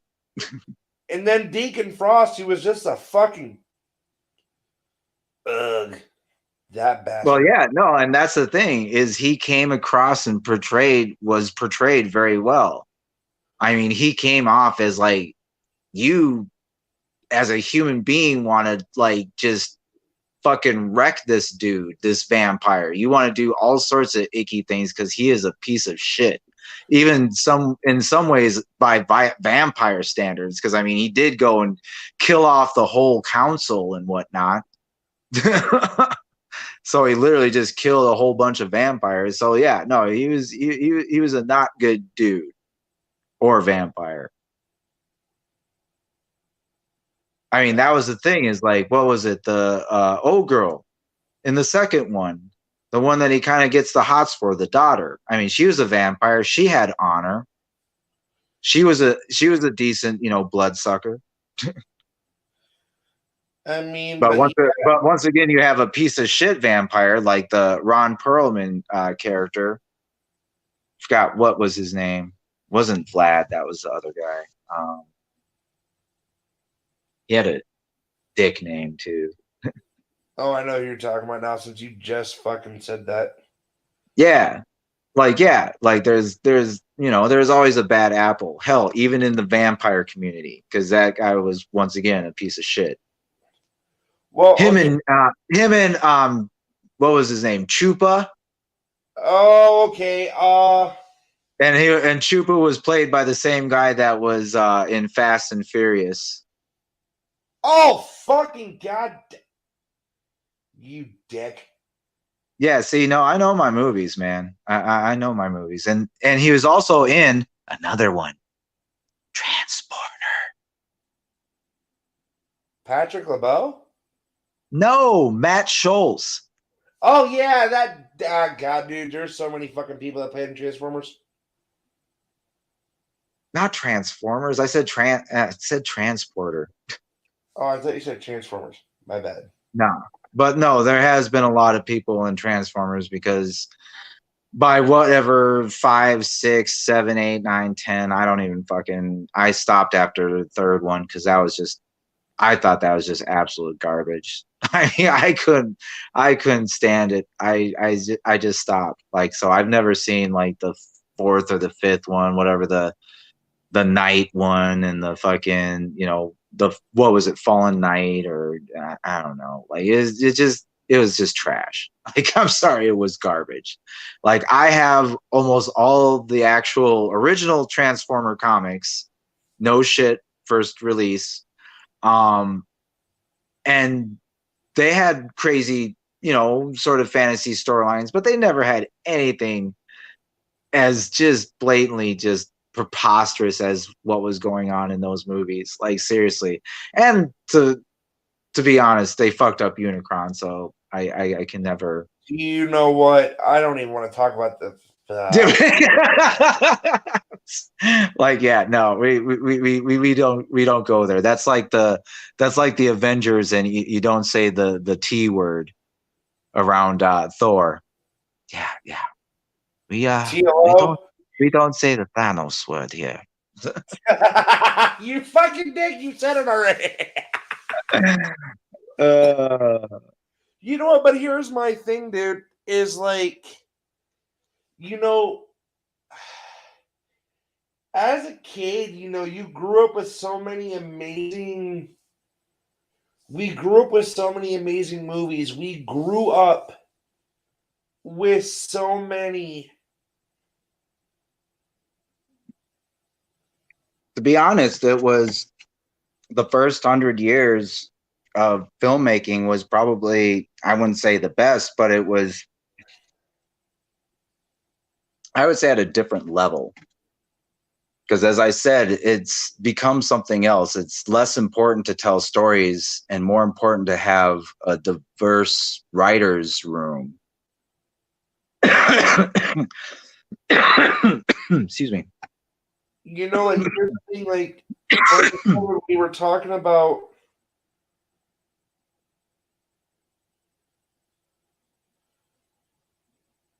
Like I said, friends with the fucking the Blade movie, dude, were fucking.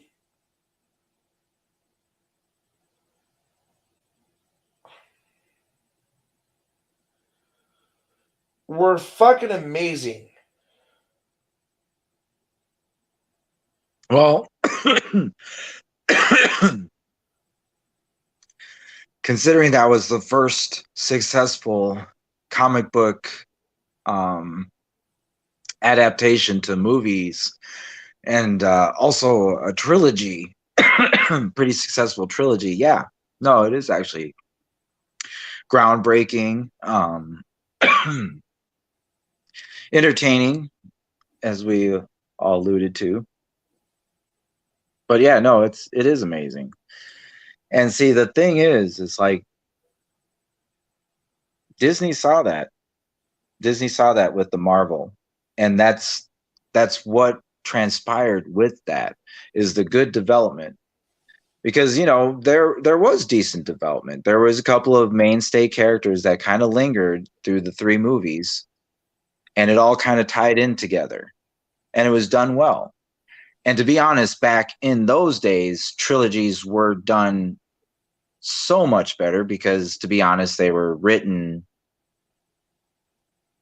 I wouldn't say necessarily in mind for the marketing, but just to get the full story.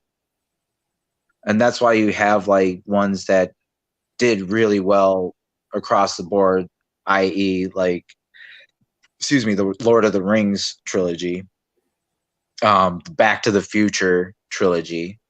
Nope. Shut up. No, that's a classic in pretty much every realm. I mean, I'm sorry, if you're a movie that gets mentioned in countless other movies, you probably did something right. Because movies that don't do so good, if you notice, they don't mention them. Hell, they even went out of their way and kind of made a fucking joke about it in the last Spider-Man. Remember when he went into the underground cave with Hill and Fury, and he's like, I don't know if I'm up to this, and like, you know, whatever. And he's like, bitch, you've been to space. I forget what he said. Yeah. But like they even allude to it in that one, because he actually goes through the progression. He's like, well, what about Doctor Strange? He's like, unavailable. What about Thor? He's off world. What about Captain Marvel? Do not invoke her name. Right. And he says that in the fucking movie, okay? So once again, a blatant what not. But yeah, no, there is yeah, no, if it's a really bad movie, they don't tend to say or mention it very often in other movies. Right, Memento said I need your clothes, your boots, and your motorcycle. Yeah, right. Exactly.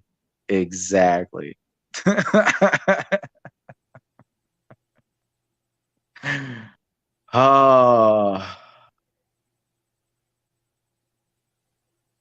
Yeah, and to be honest, like if they had left it at 3, and with the Rise of the Machines, that probably would have been a better thing than to just kind of let that franchise go on and on and on and just spiral.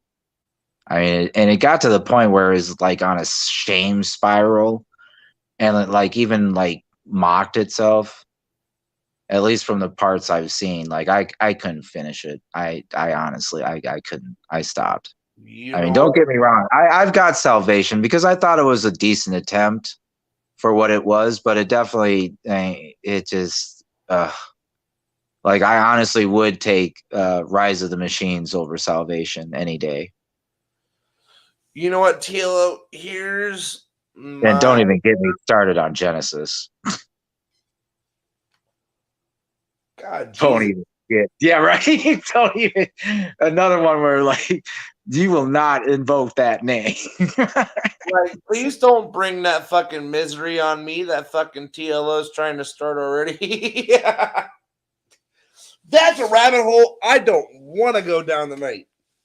Well, no, and that's the thing is like, and you see that progression in the movies and the movie making and what's being offered and what's out there.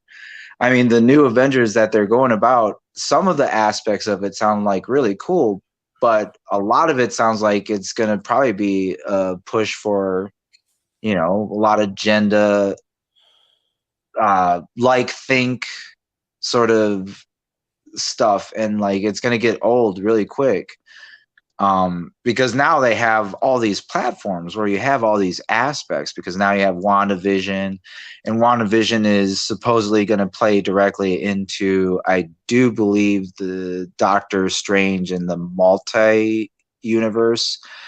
And then that in turn is going to play into, I believe, that weird Shang-Li something movie, something with the rings. I don't know.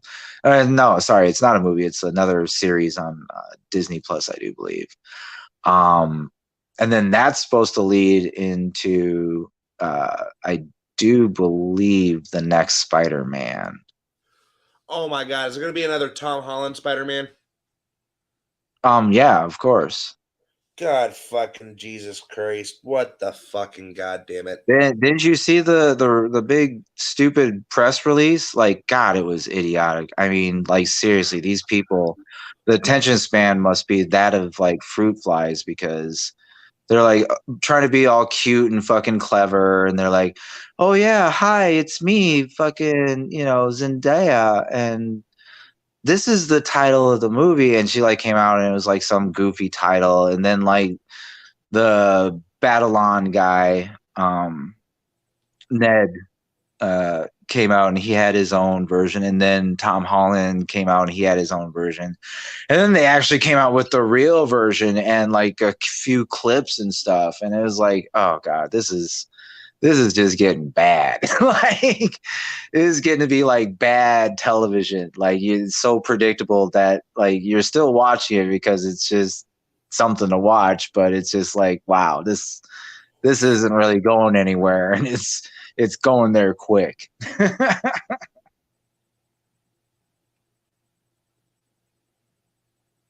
Right. My buddy It Ben. isn't Spider-Woman. No, but apparently they are working hard, and I do mean very hard. This is No. another one of those tidbits to get Gwen Stacy interjected in there because Absolutely. they feel she would be a good way to bring about Miles Morales. Absolutely not. Absolutely no. No. No. Mikto, you're grounded. No. Mikto, shut up. You're grounded. Like, bro, you're grounded. Get the fuck out of here. Wow. Spider-Woman, what? Well, yeah, no, I mean, to be honest, it's inevitable. Like, let's just be real. It's inevitable. I mean, Thor is about to be a woman. I'm projecting that the next Iron Man is going to be a woman. Oh. Because that's why once again, marketing, because they also have another Disney Plus offering, I do believe, the Suit Wars. And you can interject, I believe, I'm not as up to date on the actual comic books because they lost me a long time ago. The actual comics that these things are supposed to be based on. And if they were actually, then fucking Captain Marvel would have been black. Anyways, but it would be a way, I do believe one of the recent iterations of Iron Man was actually a Latin woman. If I am not mistaken, some sort of, tech genius girl, hacker sort of deal that's able to like manipulate machines, and she was then able to make the machines create the suit and stuff. So something stupid like that. I don't know. Do you know what? It sounded like another one because comic books go through phases where they try different shit. That's why you end up with instances like Captain America being able to wield Thor's hammer. That is actually from the comic books. That was, that's why they made a big deal of it in the movies, because it was a big nod to the comic books. Also a big reveal because, everyone knows that he's worthy. I mean, he's fucking Captain America. And like, I'm sorry, but there is still like, yeah, Tony finally realized that, you do have to sometimes be the guy that, lays down across the wire and let the other guy crawl over you, as was put to him in the first Avengers movie.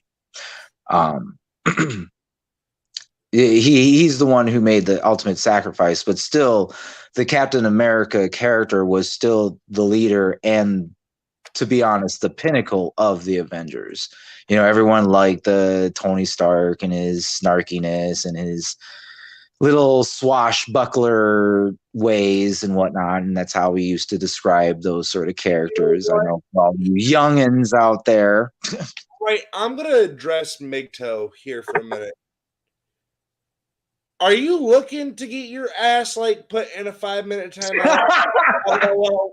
Like, are you really looking to get your ass in a 5-minute timeout for that comment? Well, I will be honest. Migto is not that far out from left field because of the fact that we had Oreos of recent literally pull some shenanigans to that effect.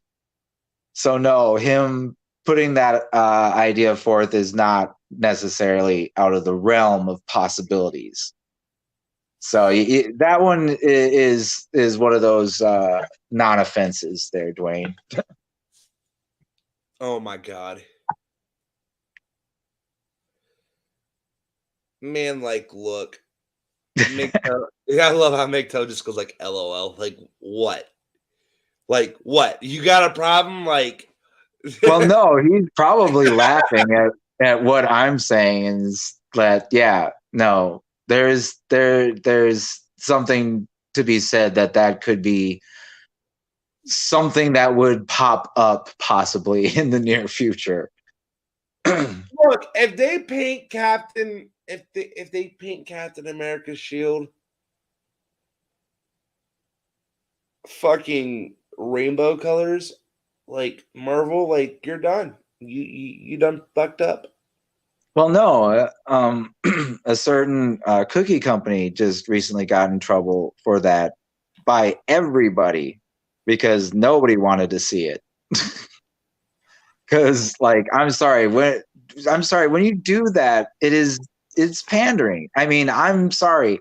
I, as a person of color, when I see people or movies and they go and they say, "Oh, well, let's make this new and fresh and blah blah blah," and they make the person black, that doesn't make me feel any better. Right. Like that doesn't necessarily make me feel like I'm represented. Right, and that's Because like I feel like they're pandering to me. Like they're like, to be honest, like looking down on me.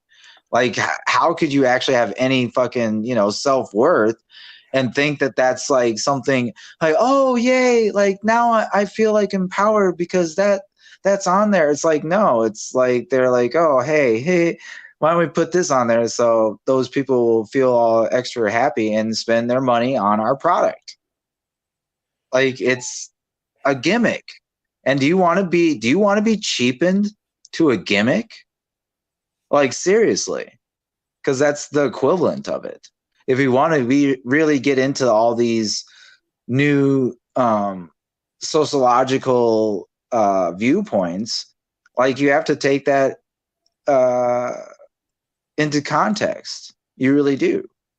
right. Because is it really like that empowering to have somebody basically do something just because? Do you know what? Here's the thing, and if you have to do that, then I'm sorry. You can only imagine they do it Trading Places and the Dukes are black, LOL. What the fuck? No, I once again, I would not put it past Hollywood these days, but I definitely think that's far-fetched. But as I said, it's not something out of the realm, because obviously they tried Dukes of Hazzard and that didn't really pan out. Once again, as I said, they tried to update it, make it edgy or fresh, totally taking it out of context. Because to be honest, I watched the show. Shocker! A person of color watched the Dukes of Hazzard. Holy shit! So TLO, as you can see, I have my guitar in my hand. Oh shit! I wrote something and it just kind of popped in my head because I wanted to show you all. Oh boy! Hold on, folks. Hey, ow!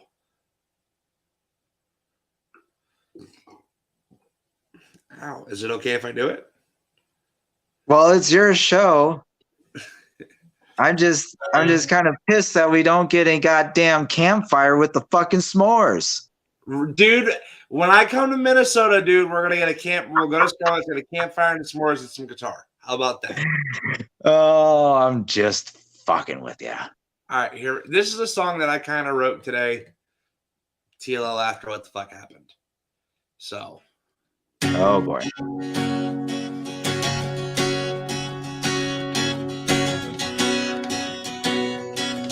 This is usually the way of wedding singers, or the wedding singer for people out there.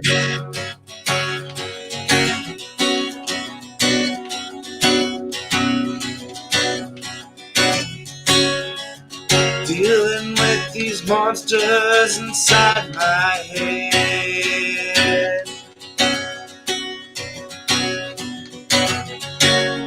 Don't know where to go, don't know where to hide.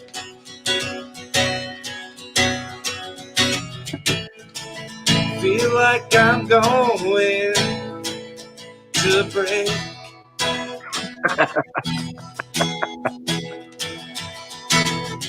Put this blade to my arm so I don't feel the pain.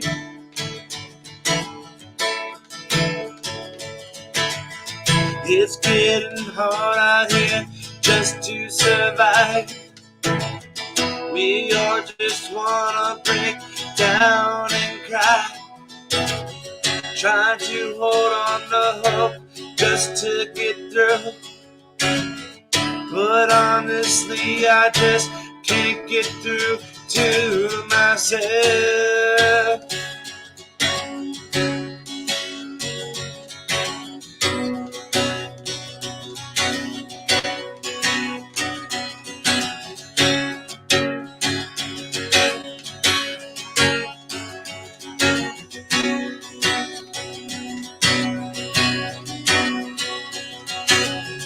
I'm dealing with these monsters inside my head. Don't know where to go. Don't wanna hide cause I don't wanna die cause I feel alone. Every day of my life just trying to hold on for my family's sake.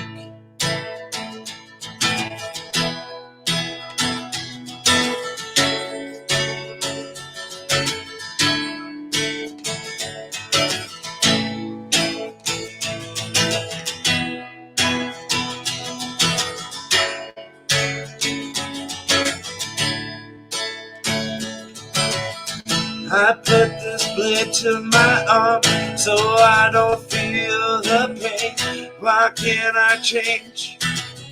Why do I deserve this pain? Why do I deserve this hurt for everything I've done? Don't know where to go without you in my life.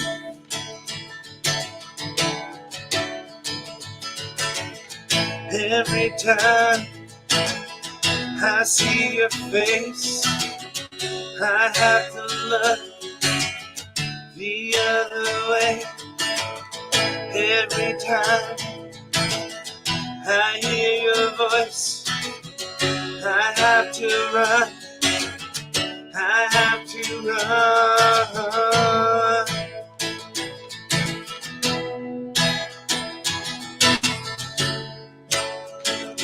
Have to run.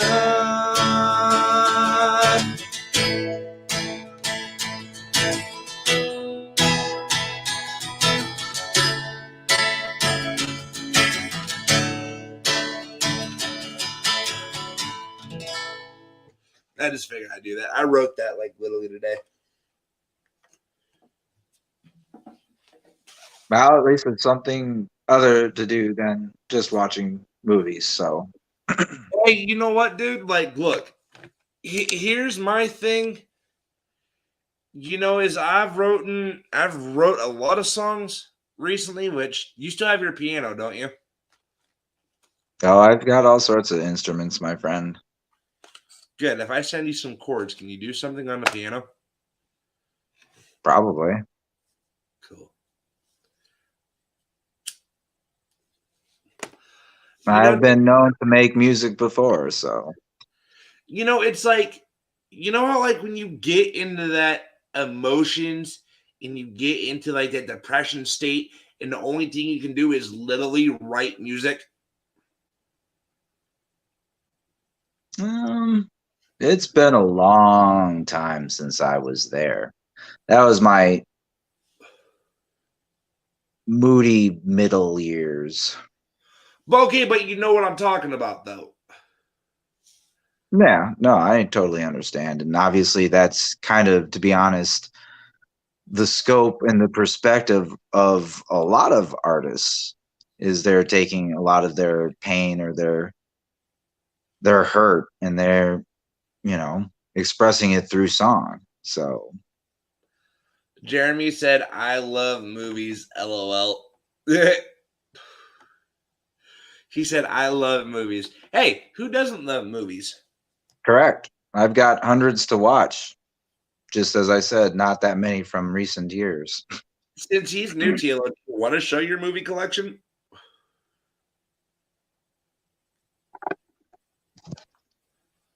I don't know. My damn camera. Let's see. Camera. Fucking Migto, you're horrible. Migto, you're horrible. I can't. What did he said what? Every time I think about the women's soccer team, I think about how they want equal play, and I think about them being beaten by high school boys, and then just laugh. Well, there's a couple of series there, and well, there's Damn.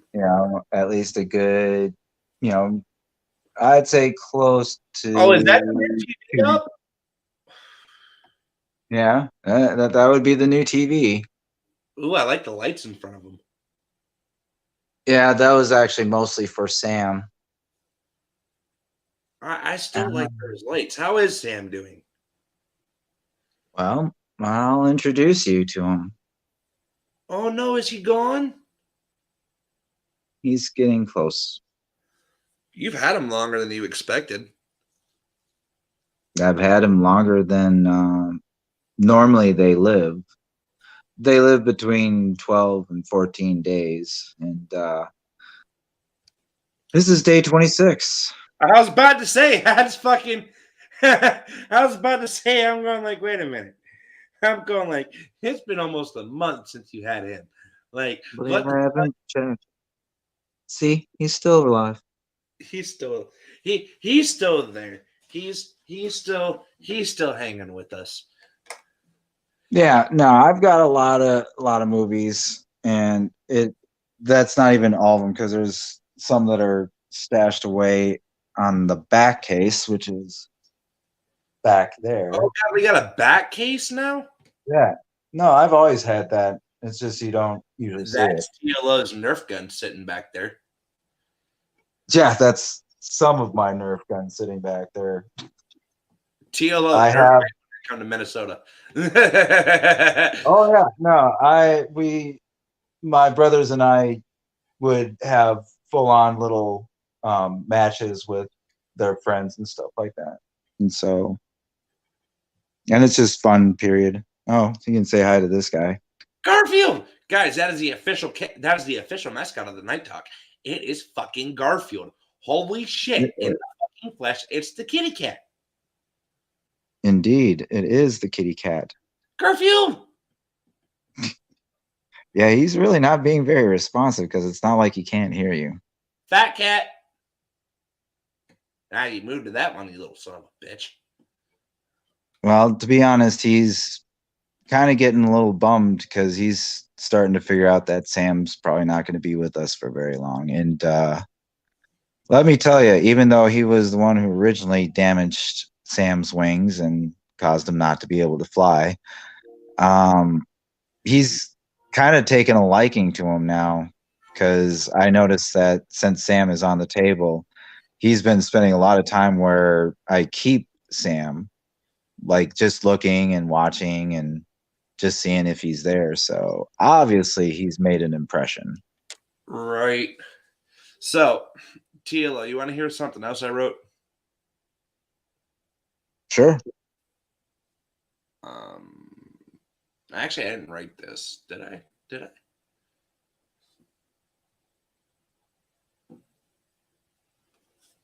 I think it's either me. Can't remember if you wrote this one or not. I think it was either me or Patrick who wrote this one. I don't know. Between me and Patrick Tila, we've written so many fucking things, dude. It's so fucking crazy, dude, of what we write, dude. It's weird, and plus it's also hard to play with like that right now because it's shedding, and when the guitar starts peeling at it, it fucking hurts. So well, I wouldn't be playing if it's causing you pain, and especially if you bump it, because you don't want to risk any sort of infection. Oh no, I don't bump it. lightly lay it there. I was already talking to Garrett tonight about it. So let's see if I can do it.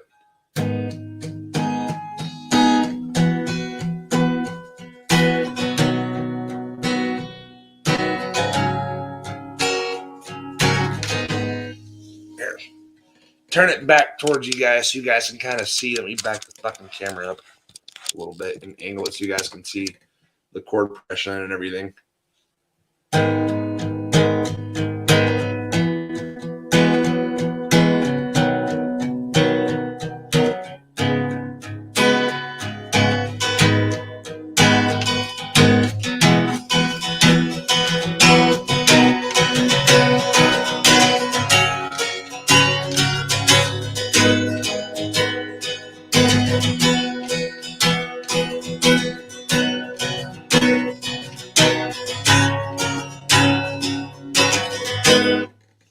Shit, if I could go after that. Hold on.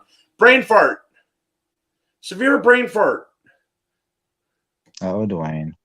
So it went E, C, G, D, E, C, G,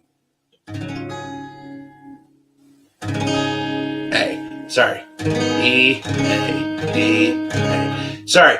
I keep fucking two up for some god blessed reason.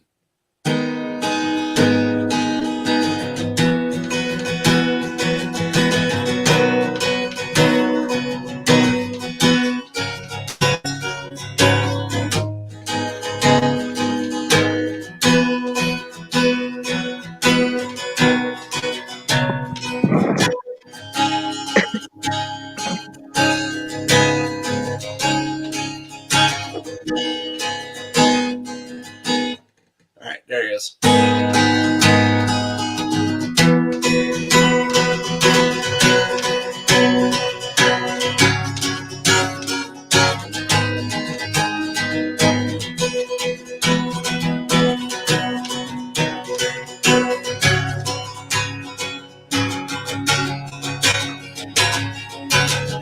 Stay. Wow, shit. Oh, God. I'm standing on the side of the road to get my fix. Don't wanna get high. I'm just trying to survive. Don't know where to go. I don't wanna die. Please relieve me from this pain. I put this shit in my arm so I don't have to feel. Why can't I be normal? Why do I have to be this way? I'm just trying to live my life to the best that I can. Don't wanna feel the pain. I run from emotions, I run from conflict, I run from the truth, so I don't have to look at myself. I'm tired of feeling this way, wanna feel that pain when I go back to yesterday. People say that it's easy to quit. Motherfucker, you don't know what it is. Let me tell you this, I don't know where to go. I'm sitting in the closet at home so I can't be alone. Trying to die, don't want to cry, but I'm afraid to just say what's going through my brain every day, every single night. Honestly, this is a pure damn fight. I don't want to feel this pain. Don't want to know what's next. Why do I have to be this way? Just put down the drugs. Just honestly give up. Get the help that you need. 14 months later and I'm sitting here. My life is going up, then it takes a near turn. I hit a life path that I would never know. What honestly could hurt so much. I'm tired of feeling like this every day, but honestly, I just gotta get out of my way. People really don't know what it is, but let me tell you something, cause I can't get hit. Gotta put down the drugs. Gotta give someone a hug and just let go of the pain today. Tired of feeling this way, just gotta get out my way. That's all I have to say for now.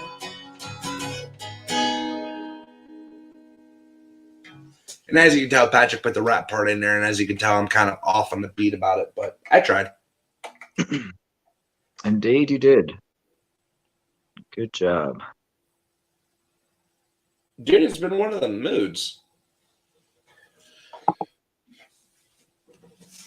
I can tell you feel it.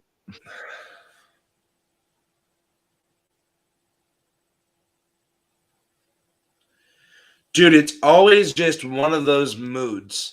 Like, dude, I don't need pen. I don't. Thank you, Big Toe. Thank you. A lot of people, dude, hate when I talk about my addiction.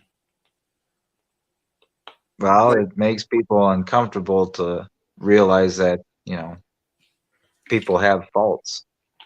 Because that means that they may have to address their own. Dude, like, I'm 14 months clean. I haven't touched any substance, besides cannabinoid oil and THC, because of my seizures. Mm-hmm. So it's like, the hardcore shit I used to do, dude, it's been 14 months. Congratulations. It's been since December of 2019.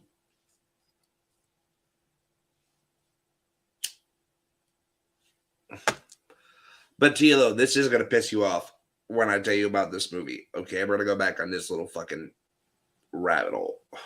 Because I need to get my mind off of that song.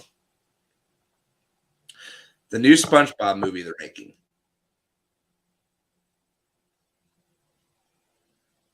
I just shake my head and say, why? That's basically what it comes down to. And that's what a lot of these newer movies are, is just shaking the head and saying why. You ain't lying, though.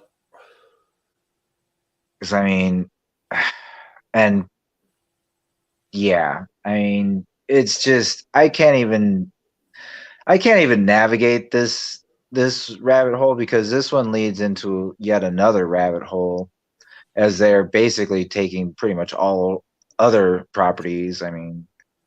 Let's go down these rabbit holes. We ain't got nothing but fucking time. Well, I didn't realize you were going to try and go for another 3-hour show, but yeah. I haven't been on air for like a month and a half. Why not a 3-hour, 4-hour show? I suppose. When have we done this? Can we get back in the normal routine? I'm on medical leave, for Christ's sake. Well, yeah, but hopefully not for too long, my friend. Hopefully we'll be back at it. Yeah, exactly. With it. Exactly. Hopefully not for too long. And so, like all these, literally, like, we're taking properties that were, that were done recently, and we're doing them again, just because, as I said once before, or actually numerous times before, it's all about these weird agendas and like-mindedness and whatnot, and fighting against the oppression that's supposedly rampant.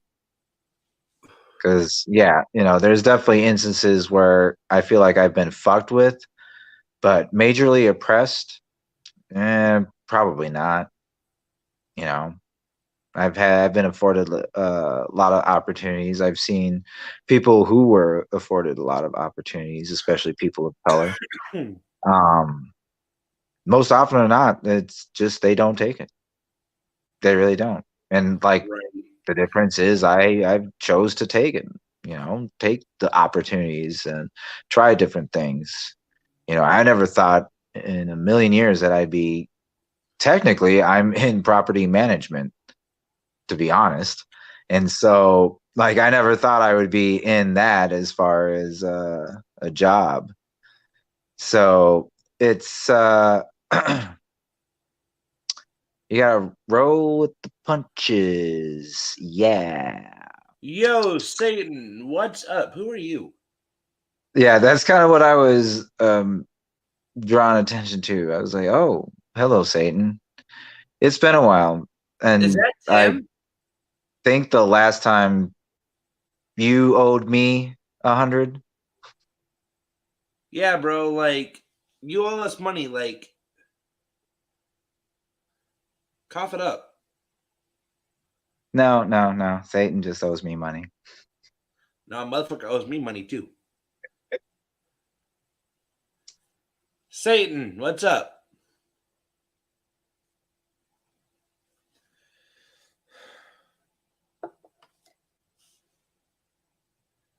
Yeah, you guys don't know me. Are you guys streaming on another platform? We're streaming to Facebook, YouTube, Twitch, and Facebook. 2 Facebook sites, YouTube and Twitch. Yeah. Yep. Yeah, you guys don't know me. Then what are you doing here, good sir, if we do not know you? Introduce yourself. Make yourself known. Come out of the void. Make yourself known.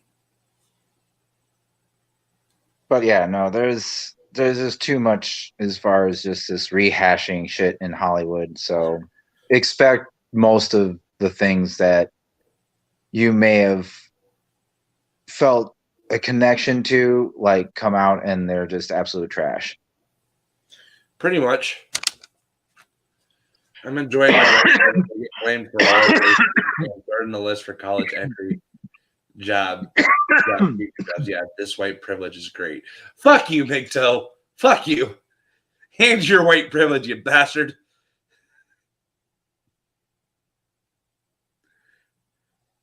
Yeah, no, and hey, I get to also be white too. DLO, I totally. So I from my personal opinion, and I can offer it. Yeah, there's much to be learned from the portrayal of that, like the odd offense and whatnot to people just because of their melanin content, and it's kind of silly because It yeah, is. like I've never really viewed it that way. I mean, it's another rabbit hole, big toe, because to be honest, like, not that I don't believe in it, because I believe that there's certain aspects that you get a edge in some regards, but as far as like the systemic, like, you get the special decoder ring, whites only club sort of shit. That mentality is definitely it's just dumb. Um, you know, and there's another case to be made that like a lot of these people who offer this are definitely, once again, as I said, projecting a lot of their own issues, their own racism, and whatnot. Racism?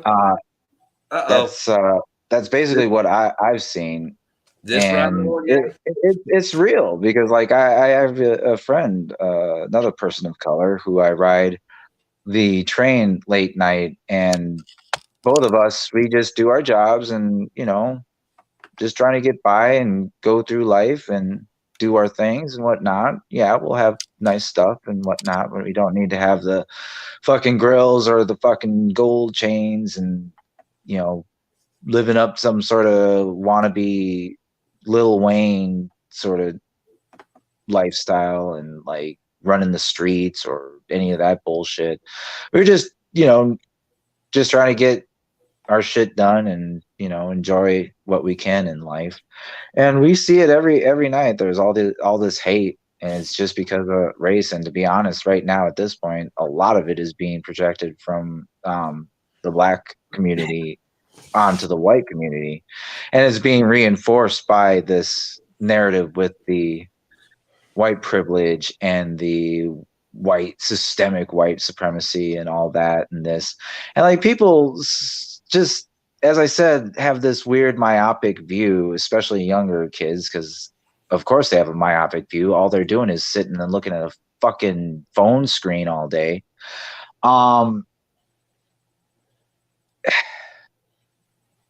They forget what the British did to the Irish. They forget what the Mongolians did to pretty much anybody else on the Asian continent. It's not a white black thing. It's definitely more of pure power dynamics. And, you know, obviously you can make a case for either or with that if you actually pay attention to history, because there have been plenty of rulers of minority persuasion over pretty sizable kingdoms and whatnot. So to sit there and say that this entire time that humans have been around, that, you know, never gotten their comeuppance or whatnot, it's a false narrative, and it's out there being perpetrated by a lot of these institutions once again to sow division and keep this sort of mentality and keep everyone bickering and keep everyone hating each other. Because, like, I don't see any need for it. Why? I mean, seriously, like, what? Like, yeah, you're gonna sit here and hold a grudge for 400 years? I mean, are we really that petty? Like, that's just being real. It's like, come on, there's more important things in the world. I mean, if you want to actually fall in line with all the progressive sort of speak and mentality, aren't you all supposed to be on the same page? Aren't you all supposed to be, you know, we're taking care of the planet to take care of ourselves? But I mean, what it comes down to is just spewing hate at people who disagree with them. It's not actually like doing anything, but just spewing the hate. And I don't see anything that's productive. I don't see anything that's definitely, you know, enlightened by it. That's for sure. So yeah, the white privilege thing is like, I mean, it's something that's kind of been played out. Like, it really has. It's like it's like the proverbial race card, because that is something that there is legitimacy behind, because I have seen it, I myself, at workplaces where people come in and they kind of just act like shits, and, you know, they blame it all on, oh wait, well, you're just being racist and this and that. And it's like, no, you're actually kind of just being a shit. And why would we want to work with someone who's just being a shit? Like, regardless of skin color, regardless of any other quantifying measure. And yeah, like, for some sort of message, some sort of agenda saying that they're about equality and equity and all and this and that, there's nothing in what they do, what they actually try and share with people, that actually puts forth anything behind that. Basically, it's them just talking blatant nonsense. It really is. If you want to get shit done, you got to work together. I know that from all sorts of aspects of life, both walking the light side and walking the dark path. And so we just need to get over all that bullshit. We really do.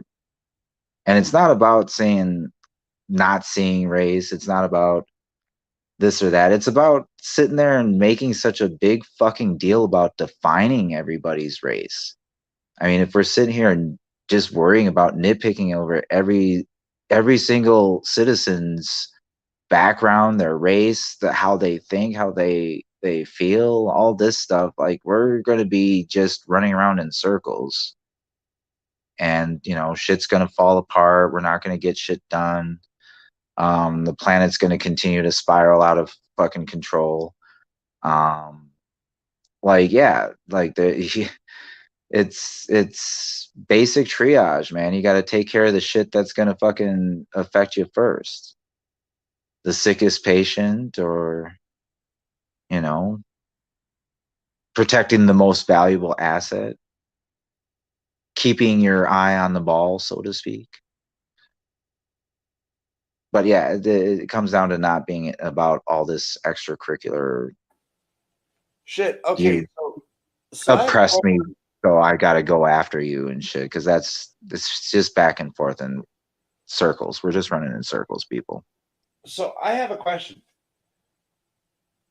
How the fuck did we come up on the fucking rabbit hole of racism again?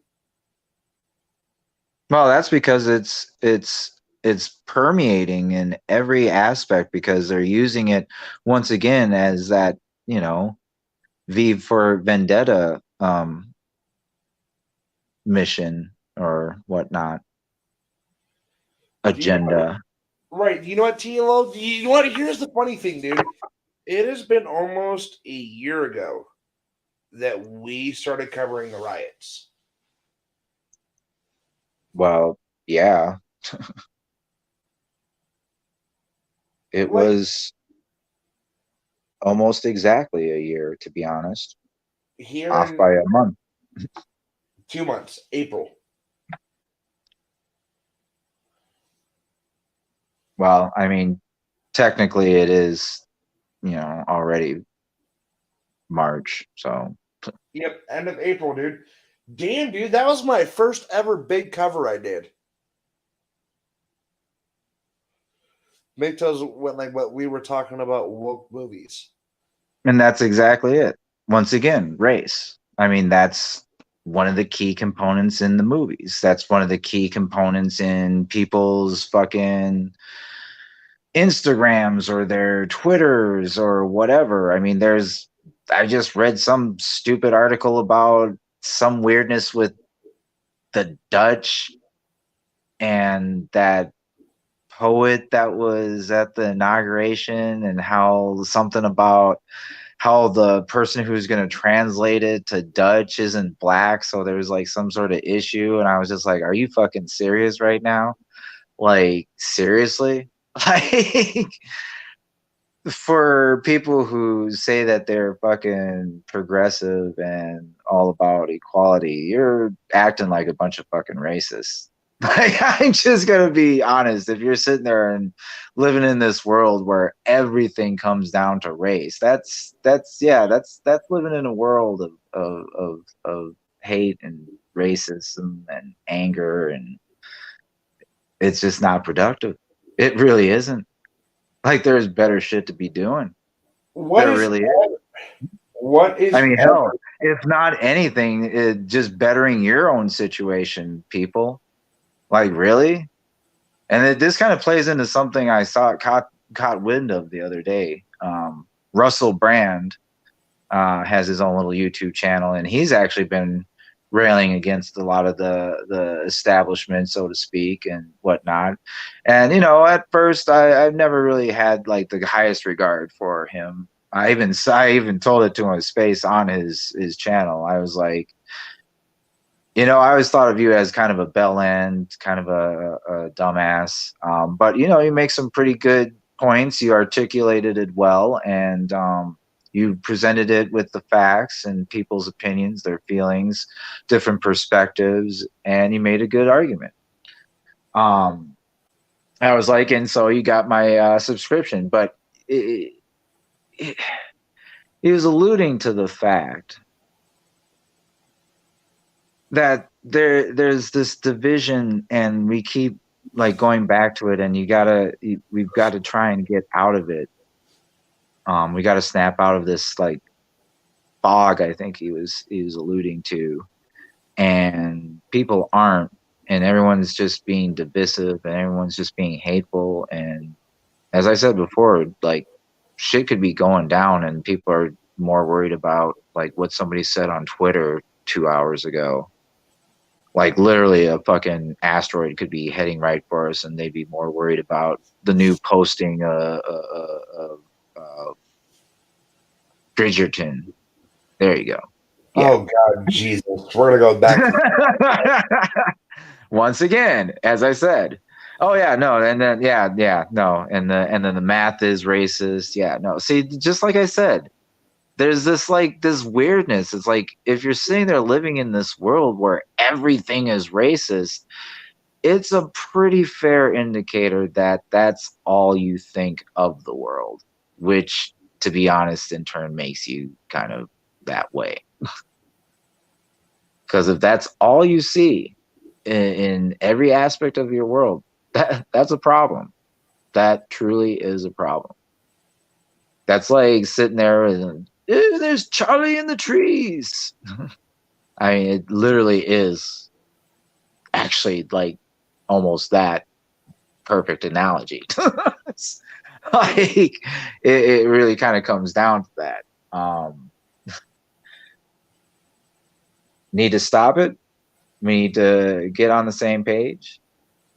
No, we're on the same page. Oh no. I'm not talking to you, Dwayne, and I'm not talking about, the 4 or 5, possibly 6 folks that are watching us. Or our regulars. I'm talking to the people that might catch this in passing. Talking to the people that might just, pop on here to see what this shit's about, since all of us have so much for fucking free time. Yeah, I'm talking to you.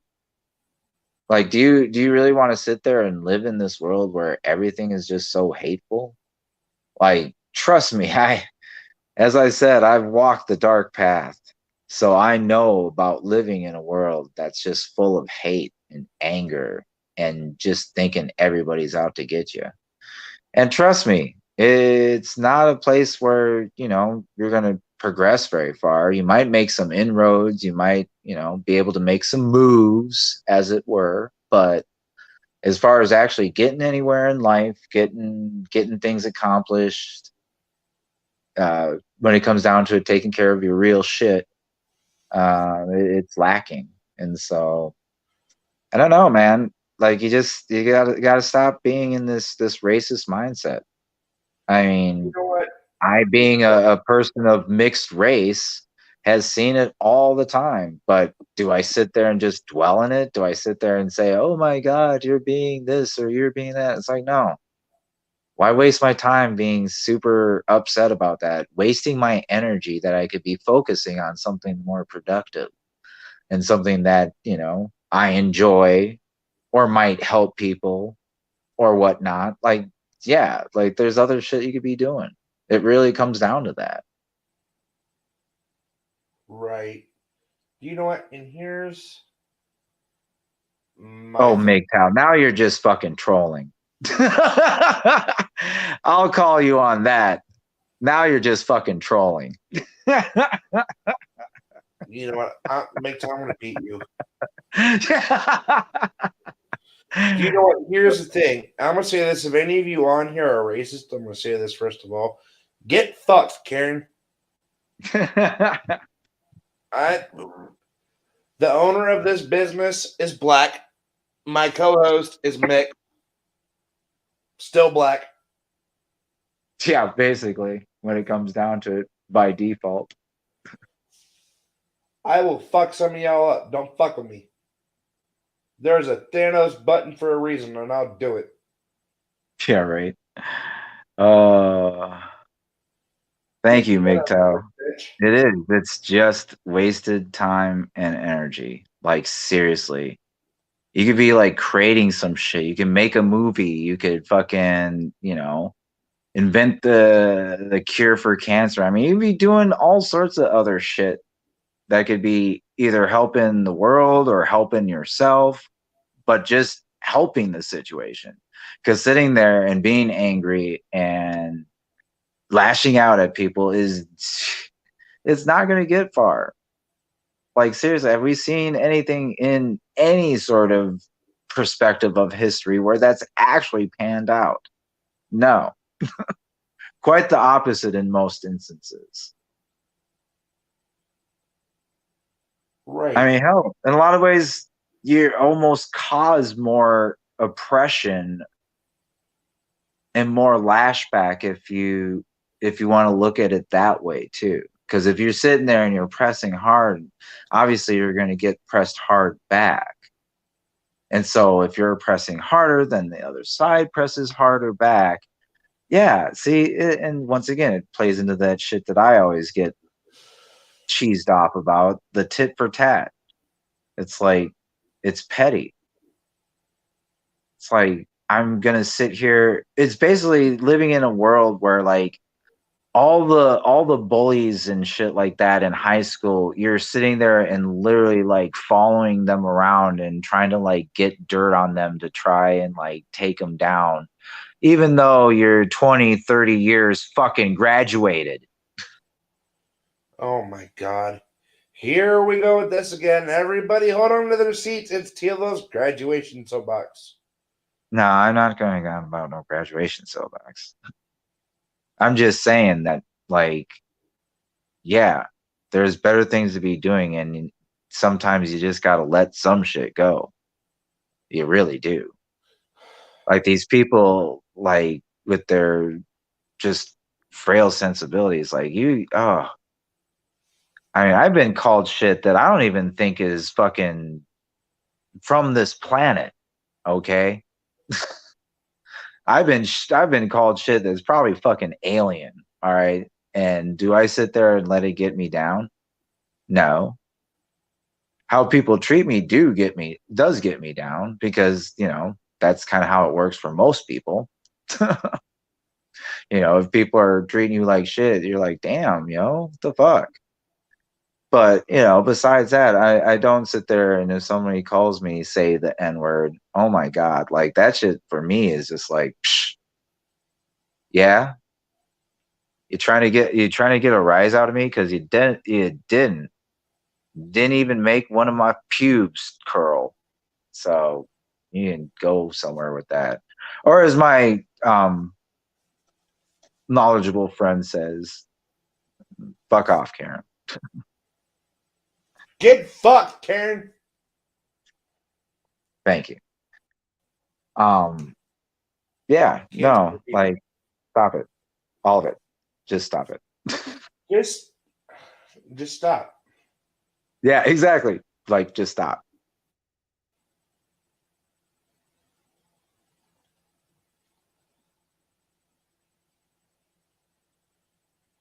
Just like, no. Why do you gotta, like, no?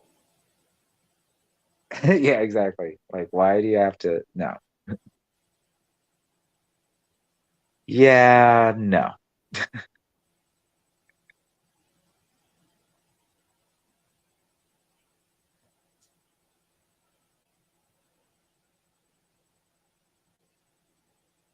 you anything to add? Do you know what, man? Like, look, I'm going to say this. So, when it comes to the movie industry, since you want to talk about, like, the fact that actually people in the movie industry are racist,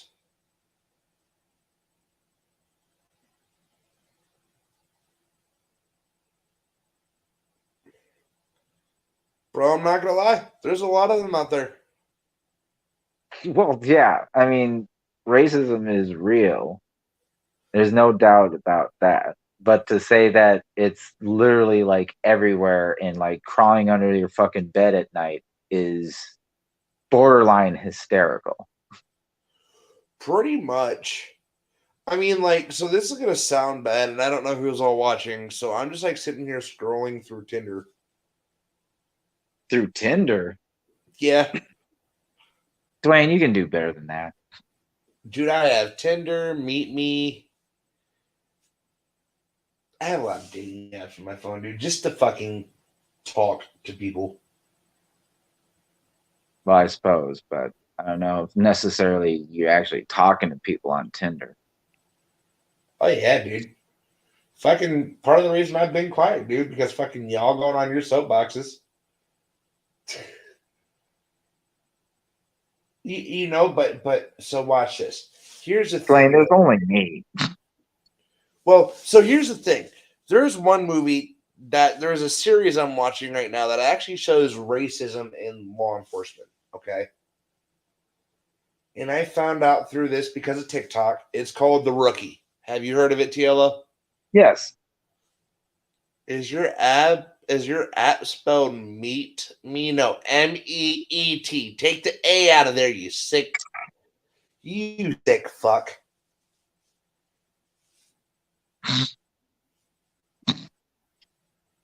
You see, part of the reason I'm being quiet, TLO.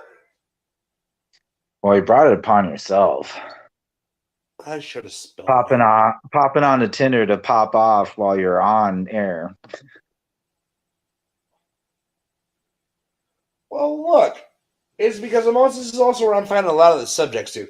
Okay, now let's talk about this subject to talk about on our night show on Tinder. Okay, look, let's have a conversation. Listen, sir. Listen here before you start being a dick. No, you listen, sir. That's the wrong kind of night talk. So, now wait a minute. Hold on a second. Before we go, okay? Yeah, for that kind of night talk, we would need Tim in on the panel. You're horrible. But as Scarlett always says, TLO, you ain't never lied. Yep. Nope. Yeah. No. Yeah, no. Exactly, Dwayne. Exactly. Well, not like I was telling Dwayne a little anecdote earlier, and that was the punchline, and yeah, I have a feeling he's going to start using it. And MGTOW, you'd be proud. Okay, so the reason I said yeah, no for the first time tonight while on the phone with TLO. So my ex-fiance, who is no, but just nope, we're not gonna get into that. We're not gonna get into what she is because I don't know if she's currently watching. He's probably watching. Probably because she stalks me wherever I go, but that's besides the point. She wanted to put a DNR under my name. And I went like, yeah, no. And TLO was actually proud of me. Well, of course, that's because that's something I've said to, as I alluded before off air, to several females. So let's yeah. No, so let's talk about the fact of DNRs because I know this is a rabbit hole TLO will go down with me. You ready, TLO? Yeah, I suppose I got my spelunking shoes on. Are you ready for the topic of DNRs? Well, I mean, it's in some regards, it's kind of cut and dry because I mean, it is a specific definition and whatnot. And so go ahead. For the people that do not know what a DNR is, a DNR is a do not resuscitate order, also known as a no code or allow natural death, is a legal order, written or oral, depending on country, indicating that a person does not want to see cardiopulmonary resuscitation of the person's heart stops beating. Sometimes it also prevents other medical interventions. Now, as a lot of you do know, Dwayne the host, Dwayne, has a seizure disorder. Okay. Has been established. This crazy cuckoo for Cocoa Puffs person wanted to put a DNR on my name. Yeah. No. Yeah, no. Exactly. Yeah. No. Absolutely fucking not. Nope. I value my life too much. I got a kid. I ain't got the fucking spot to put a DNR in my place. My mom's already told me if I put a DNR in place, she's beating my ass. I'm sure. So as we were talking about this, there is benefits to a DNR, and then there's the contrary to the DNR.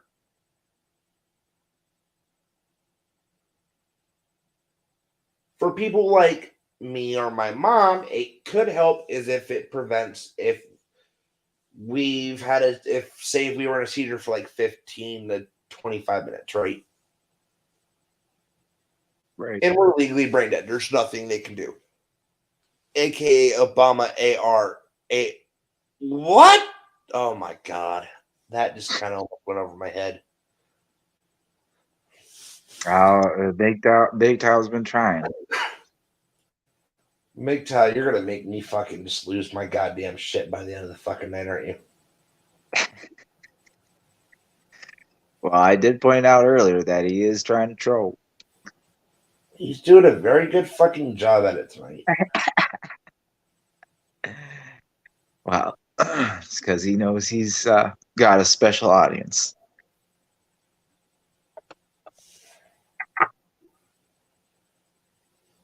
But no, yes, there can be benefits, but in a situation such as my dear friend Dwayne is in, yeah, no.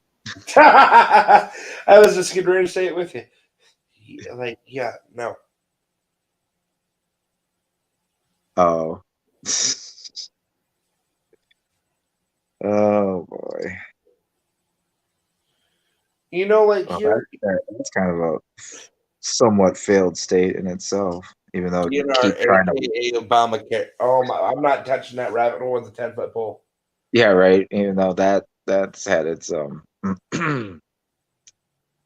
inconsistencies, we'll say.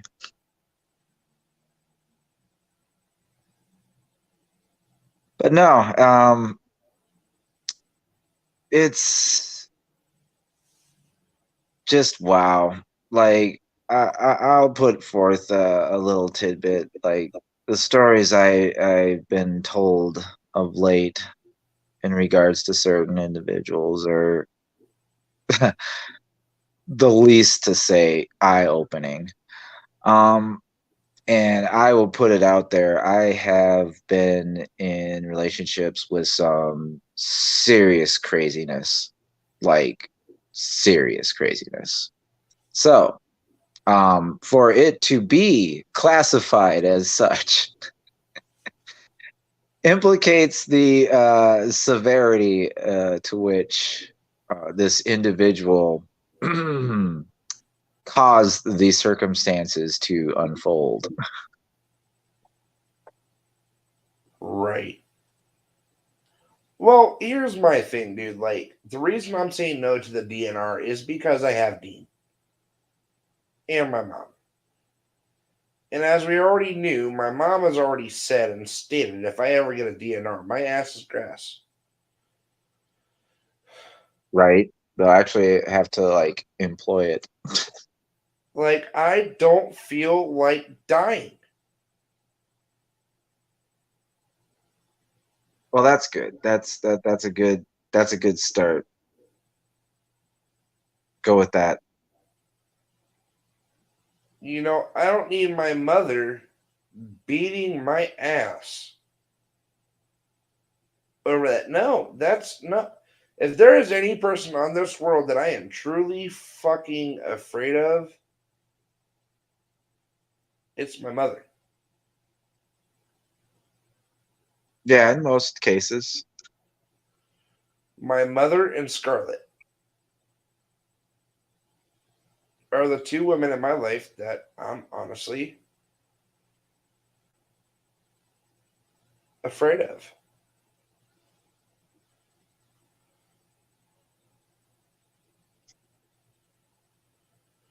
You know, and like as Scarlett said, you know, because we all had a pre-banter phone call. See, that's another thing I wanted to go down real quick. A lot of you guys ask the fuck, how the fuck do we come up with the topics and shit, and how do we handle this shit? Y'all don't catch the before shows and the after show phone calls.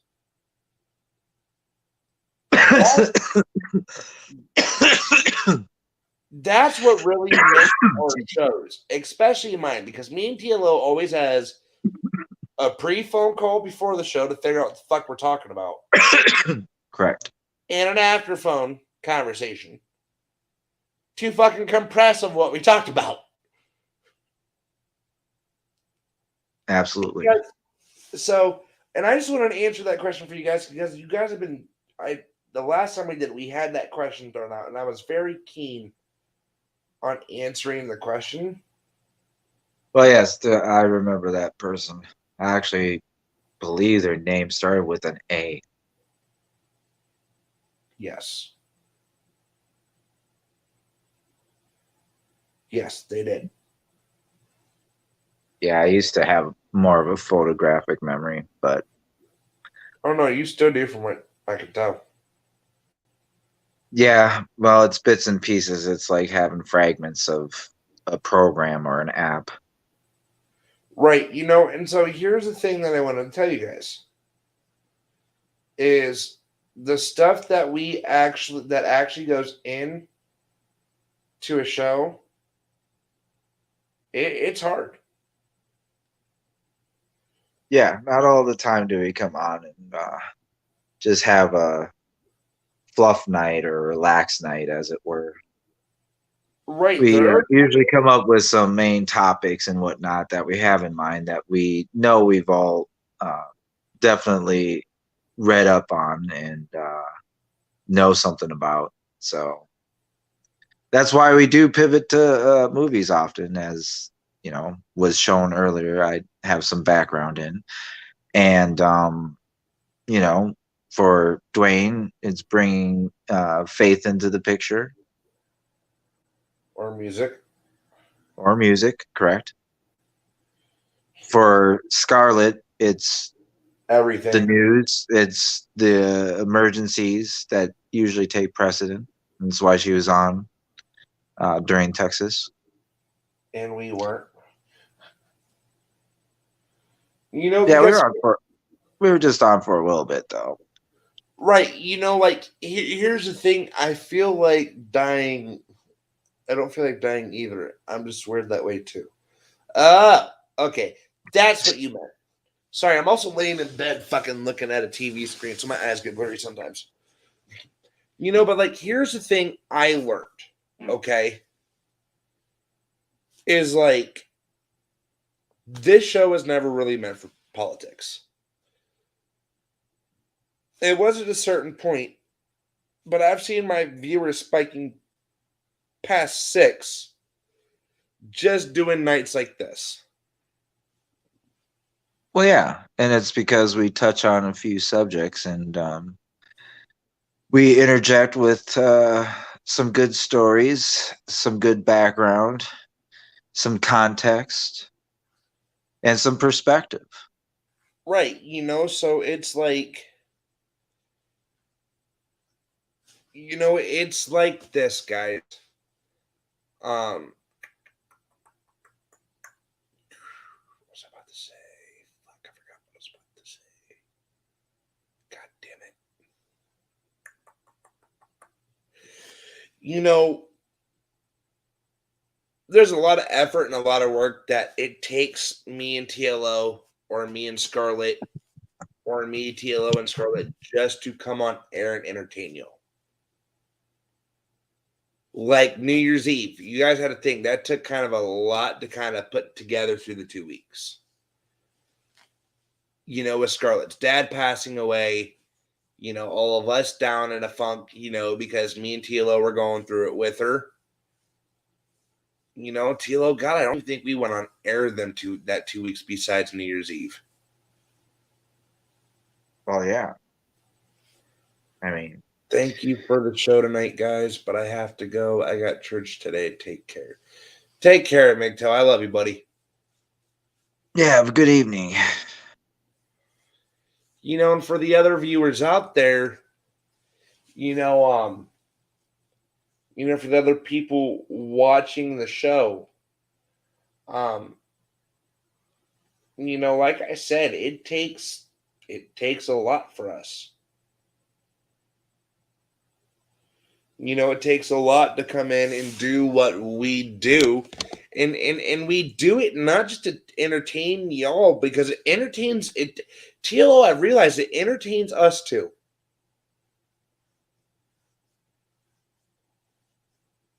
You know what I mean? Yeah, I do. Like, guys, here in the next week,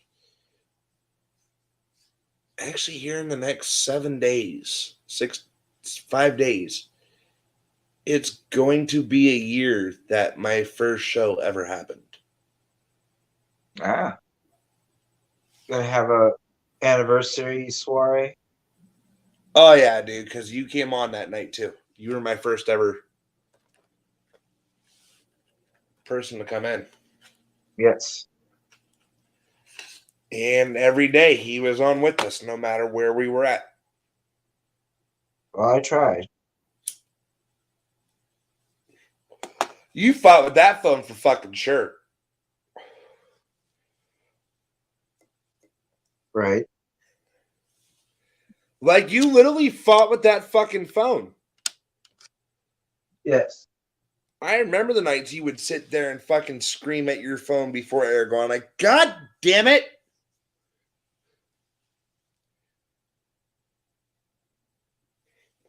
Yeah, no, it was a challenge. But it was an old phone. So. Now you don't have as much trouble getting on anymore. Yeah, I don't really have trouble at all. So. Sorry. And here's another cool thing. For the anniversary, guys, of the show, I'm going to try to get Tim on here. I'm going to try to get Scarlett on here. Of course, TLO will be here. Yeah, of course. And I want to have a good night. No, we might go back to what the show was originally around, which was politics at that time, and then take it like this, because me and TLO have found out our schematic. Like, you take that first half hour, 45 minutes, get the serious shit out the way. And then you digress and you have normal human conversations. Correct.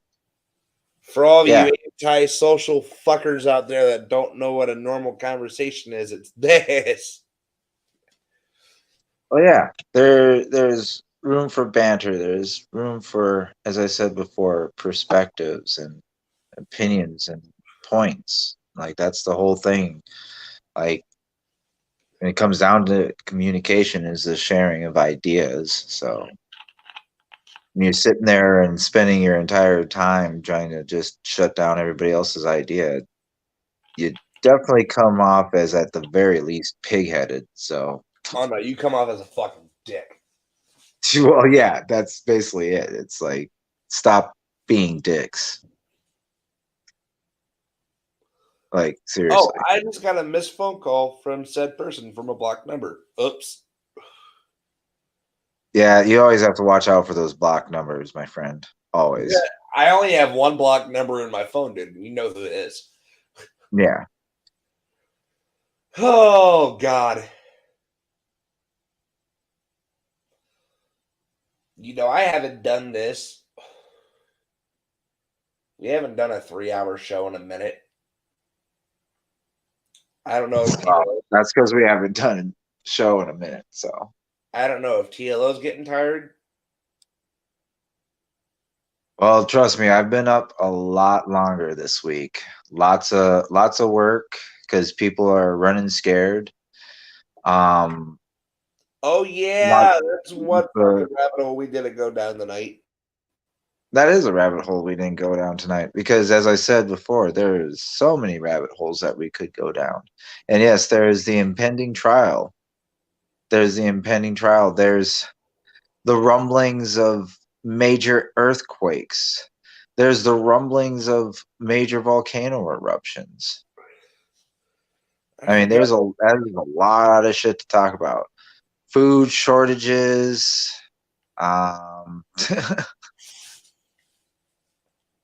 There's some pretty serious shit going down in the South China Sea. I don't know if anybody has been paying attention to that. I have. I've been actually paying attention to that one. Because yeah, that shit's getting hot. Like, and we're talking like 1980s Cold War hot. Oh no! Oh no! Don't. But God, what? Why? Why? Because it's the truth.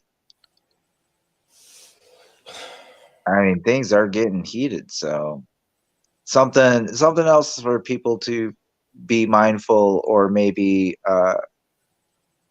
direct their attention and or energy on. Definitely more immediate matters, because that one can spiral out of control. And yet, Mr. B out there in the East Coast did just go and drop some bombs on another country. So there is that. You know what? Hold on, because now you sparked a nerve. Well, that's the thing, is like there's so many things. Like there's eventually something where somebody's going to be like, okay, like yes, this is something that we need to talk about. Okay, That's now, how things are. You struck that one nerve. That one nerve I was hoping we were not striking the mate, but you struck it. Well, it's worth being struck, but it is a lot deeper and a lot more complicated than just what transpired with him dropping bombs. I think that was just to make his little pee-pee hard work for a few hours so he could maybe stick one in Jilly Jill.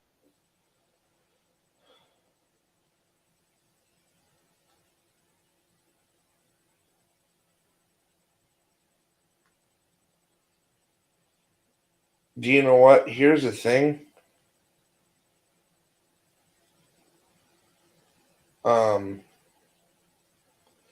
I don't agree with him dropping that like he did.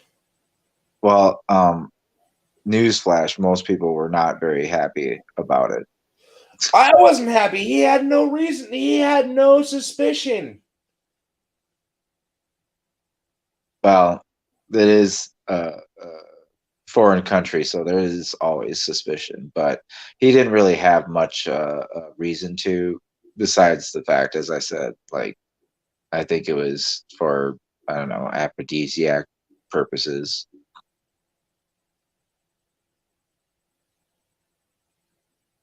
Basically, what I'm saying is he's trying to get his dick hard by blowing something up. If that's the only way he can get his dick hard, there's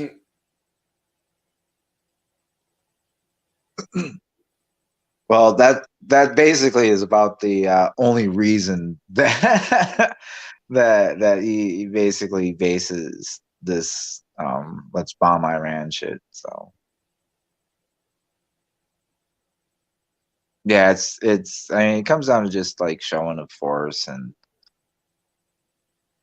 trying to maintain this sort of image or whatnot. And obviously he's not gonna drop any bombs over in the South China Sea.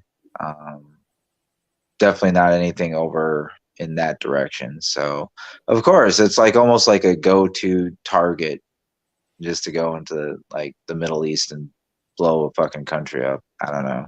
because he's a bitch. Well, I think it's just gotten to the point where it's become almost a fucking trope. Just to be honest, like it's just gotten so fucking pedantic. Like it's like, okay, like what's going on? Oh, a bunch of shit. Oh, I know something to like distract people. Let's blow something up. and it happens more often than not. That's what I find so amusing is like this shit that keeps happening. And it's like, okay, y'all need to fucking keep that in check. Especially when, yes, and what makes Biden a bitch about it is the fact that he said he wasn't going to be about that. That it was wrong to be a president about that or whatever. It's just like, yeah, then he goes and bees about that. So yeah, fuck him. Right. No, I was never impressed by Mr. Biden. My candidate actually went out the window somewhat. Well, no, kind of in the middle of the pack. So, but that's what happens when you have a field of 20 fucking people. So.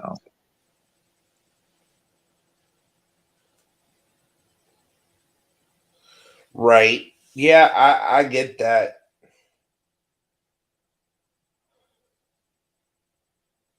For some reason, I actually get that. Who was your candidate, Tila? Mine, honestly, is Klobuchar. Oh, yeah, I did forget that.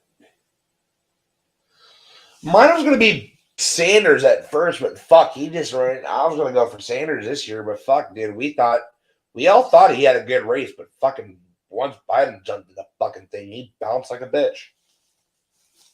I'm like, oh, fuck this, bro. I'm out. Like, nope, fuck you. I don't want to go. Well, that's because the immediate needs at that point were to try and overthrow the perceived regime of Orange Man Bad. So to be honest, a lot of the people that were for Sanders kind of just followed in line, just because if you think back to all the political ads back then, most of it was just like, oh, Orange Man bad, Orange Man evil. And like all of them were like, yeah, that's all we need to think about. And that's like every candidate was like, we just need to defeat Trump. And like that's all that was, plays into what we said before, where the last 4 or so years was just, oh, let's tear down this one guy. And it was like it did get kind of ridiculous because it's like, wow. I mean, let's be real. If he was certainly as awful and as atrocious as some people make him out to be, comparing him to a certain special mustached fellow from the 1930s, there would be a lot more evidence to pin his ass to the wall, as were the 6 million fucking Jews that were dead in Europe, on top of the other, what was it, 20 million, I believe, civilians, and then there's the servicemen. So like, let's not get it twisted.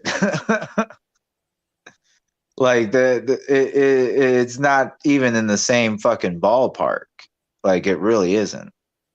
So like to even make those sort of associations is just kind of fucking stupid. It's like, as I've said before, yes, he was an asshole, and yeah, like whatever.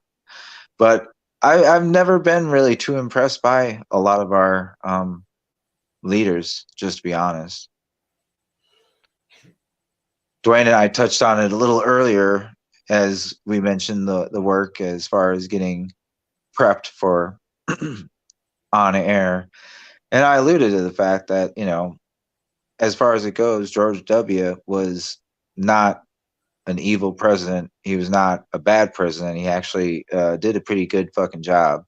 The only bad actors at that time were the supporting cast, so to speak, at the White House. So, yeah, and to be honest, like the economy was fairly good. To be honest, getting out of what happened on September 11th, and to get over a lot of shit.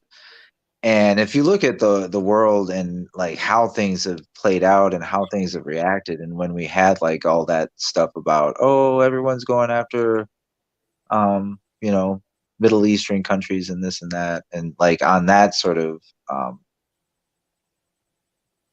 speak. It kind of is very much similar to what we see in a lot of the speak today, just with a certain other demographic. So it's just some more of the games. The people who are pulling the strings like to play with people, whether it be applying movies to reality, or just making people just absolutely hate each other, and basically playing each other's people off each other like fucking foils and weapons. I mean, to be honest, that's basically what it's come down to, is these politicians that, some of you praise and some of you idolize, certain members with 3-letter monikers.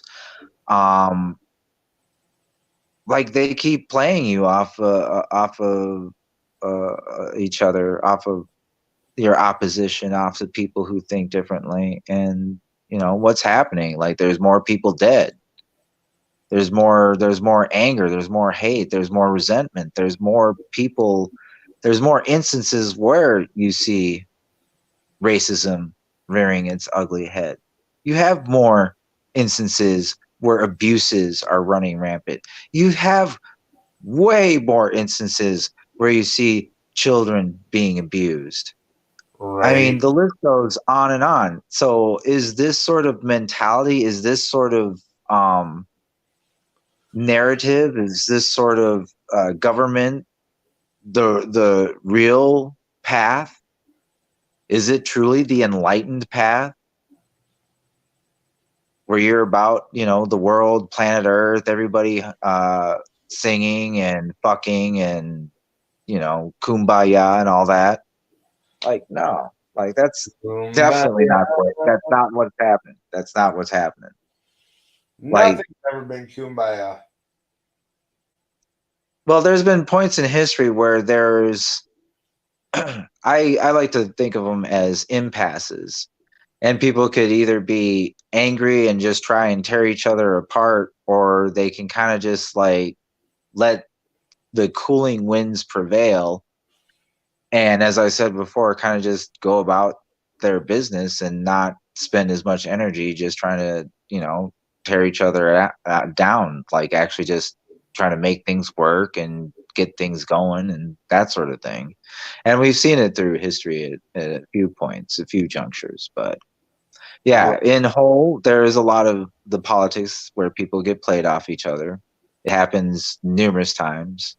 I can think of a lot of instances just within the last 100 years, even though I swear by the kind of history I keep hearing out of the mouths of these fucking children.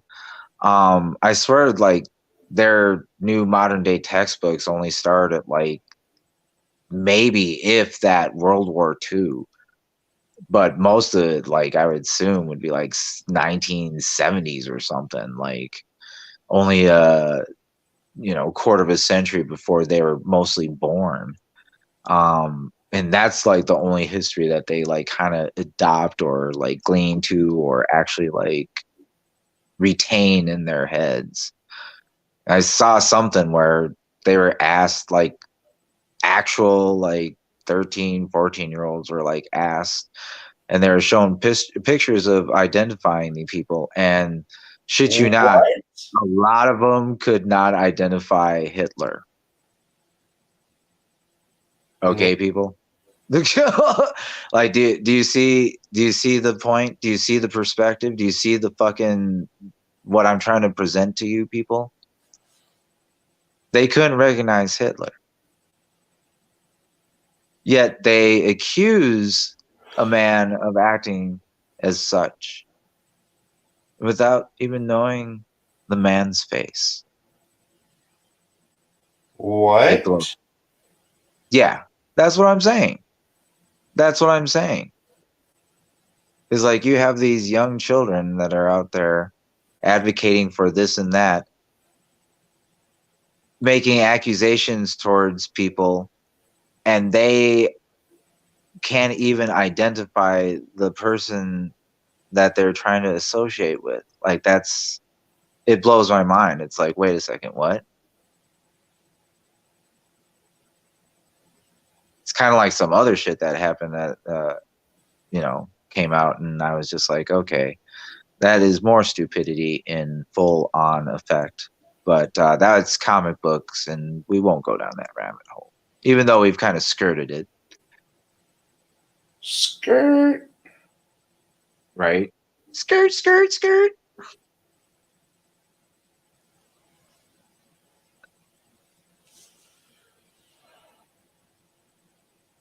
Skirt, skirt. Always got to skirt somebody.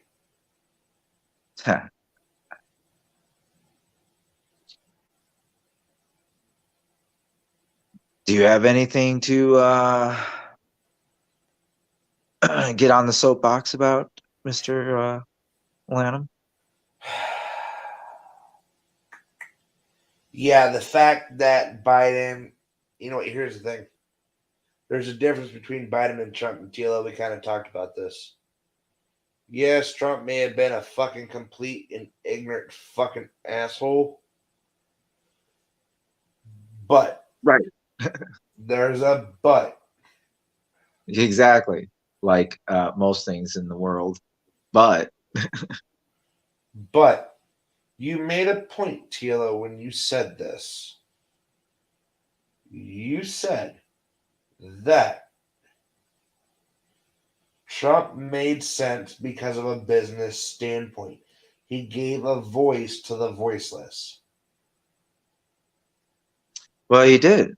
The appeal of Trump, the reason why he was so popular was not because of these supposed, white supremacy trends on the Twitterati, but it came down to he appealed to people who for a long time had been overlooked. And I'm sorry, but there is absolute proof that the middle class has been absolutely gutted, and majority from a lot of the policies that have been installed by these governments. And so he came along and said, well, I'm going to, quote unquote, drain the swamps. I'm going to clean up. I'm going to go in there and act like a businessman and cut the overhead. And it appealed to people, And of course, there are going to be people, just like there were. I mean, of course, there was white supremacists that are like, yeah, hey, it's a white guy. It's no longer that black guy that was in office. I mean, there's a lot of that. But that was kind of how that played out. It was like, oh, hey, it's finally a white man or whatever. Oh, that fucking idiot named Obama? Yeah. No, I do mean Obama. But yeah, the whole thing is he did give a voice to voiceless people, a minority, and that appealed. Obviously, others it appealed for certain aspects of his assholishness.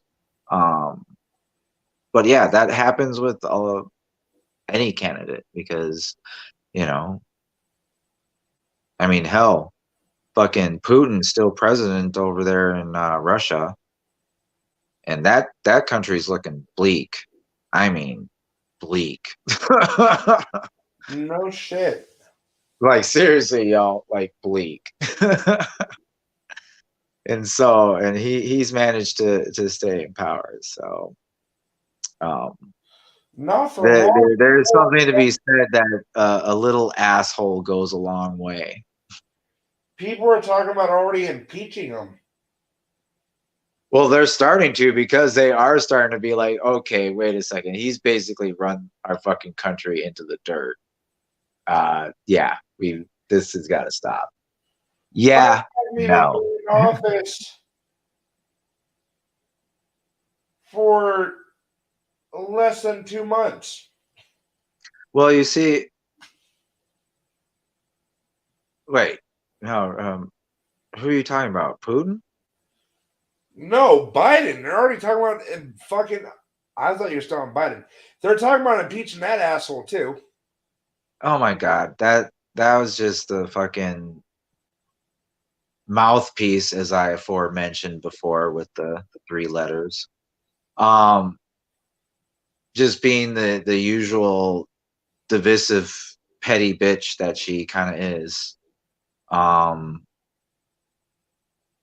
I mean, like, literally, they were saying that they were gonna do that the entire time.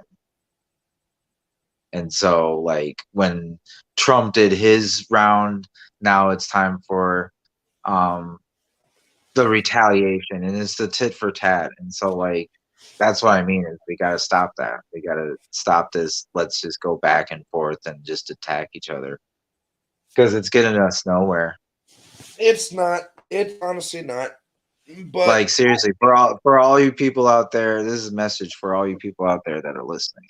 For all those who call yourselves progressives, like, how is any of this that is panning out anything to your liking as far as a progressive and more socialistic idealism? Because it's not.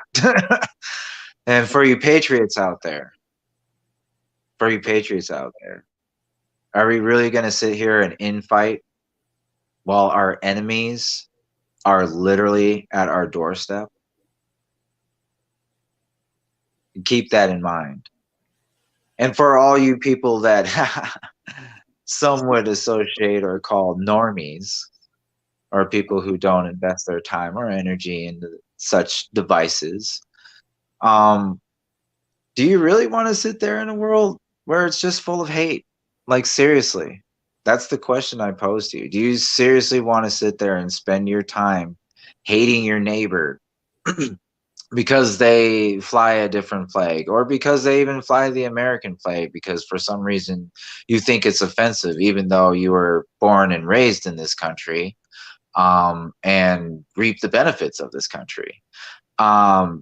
Secondly, hating people for, what church they decided to go to, or temple, or whatnot, or for whatever deity. Like, that shit's old.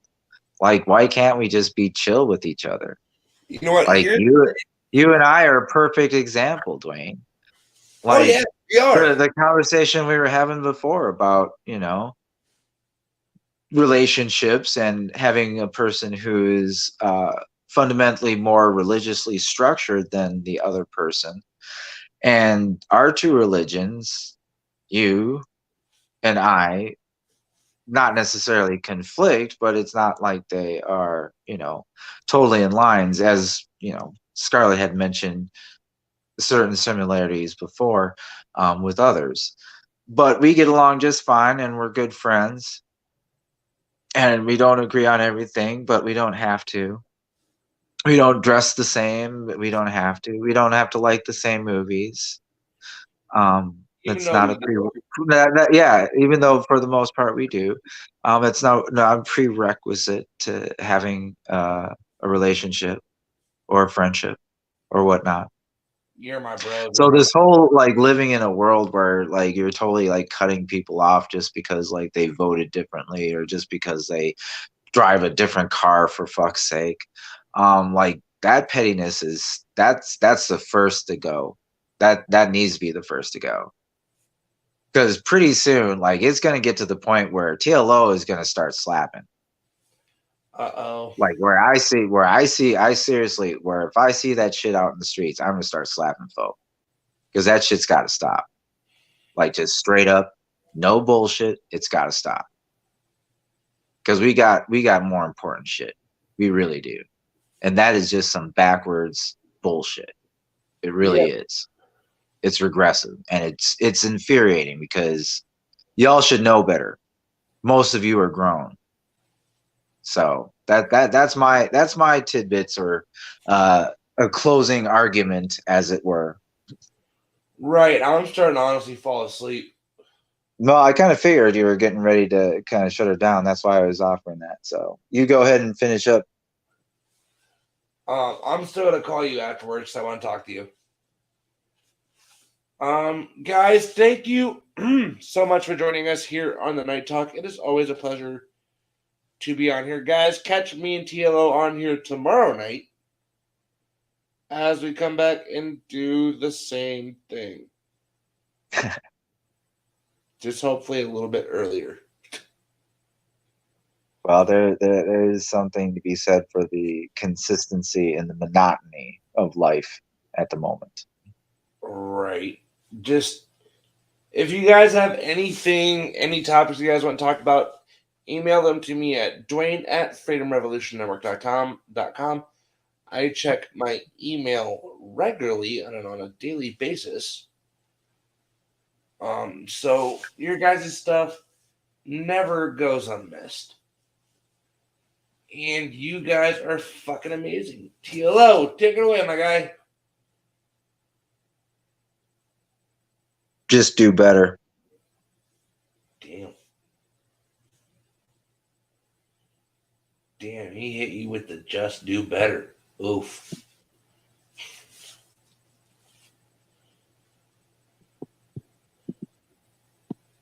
Damn, that bad, TLO? Just do better? Well, yeah, no, like seriously, that's where it's at the moment. Like seriously, people need to do better because this shit is gonna ruin us all, and we will have nobody to blame but ourselves. Like seriously, Right. people, like listen to what I'm saying. Like no one to blame but ourselves. So get over it and get on with it. Amen to that. All right, guys. So, TLO, is that your ending for the night, brother? It is. Do better. Do you know what? I can't beat that. Honestly, that's mine as well. Guys, I'm not going to go with the normal spiel at the night. Do better. Treat each other with respect, inequality, and love, just like the way you want to be treated, and do better because I'm tired of seeing hate in this world. Yeah, that shit is getting old. Like really. Guys, pretty much that is all we are talking about tonight. Guys, be safe. Have a great fucking night, early in the morning, whatever it is for you. And love y'all. All right, Teal, you want to hit the end button?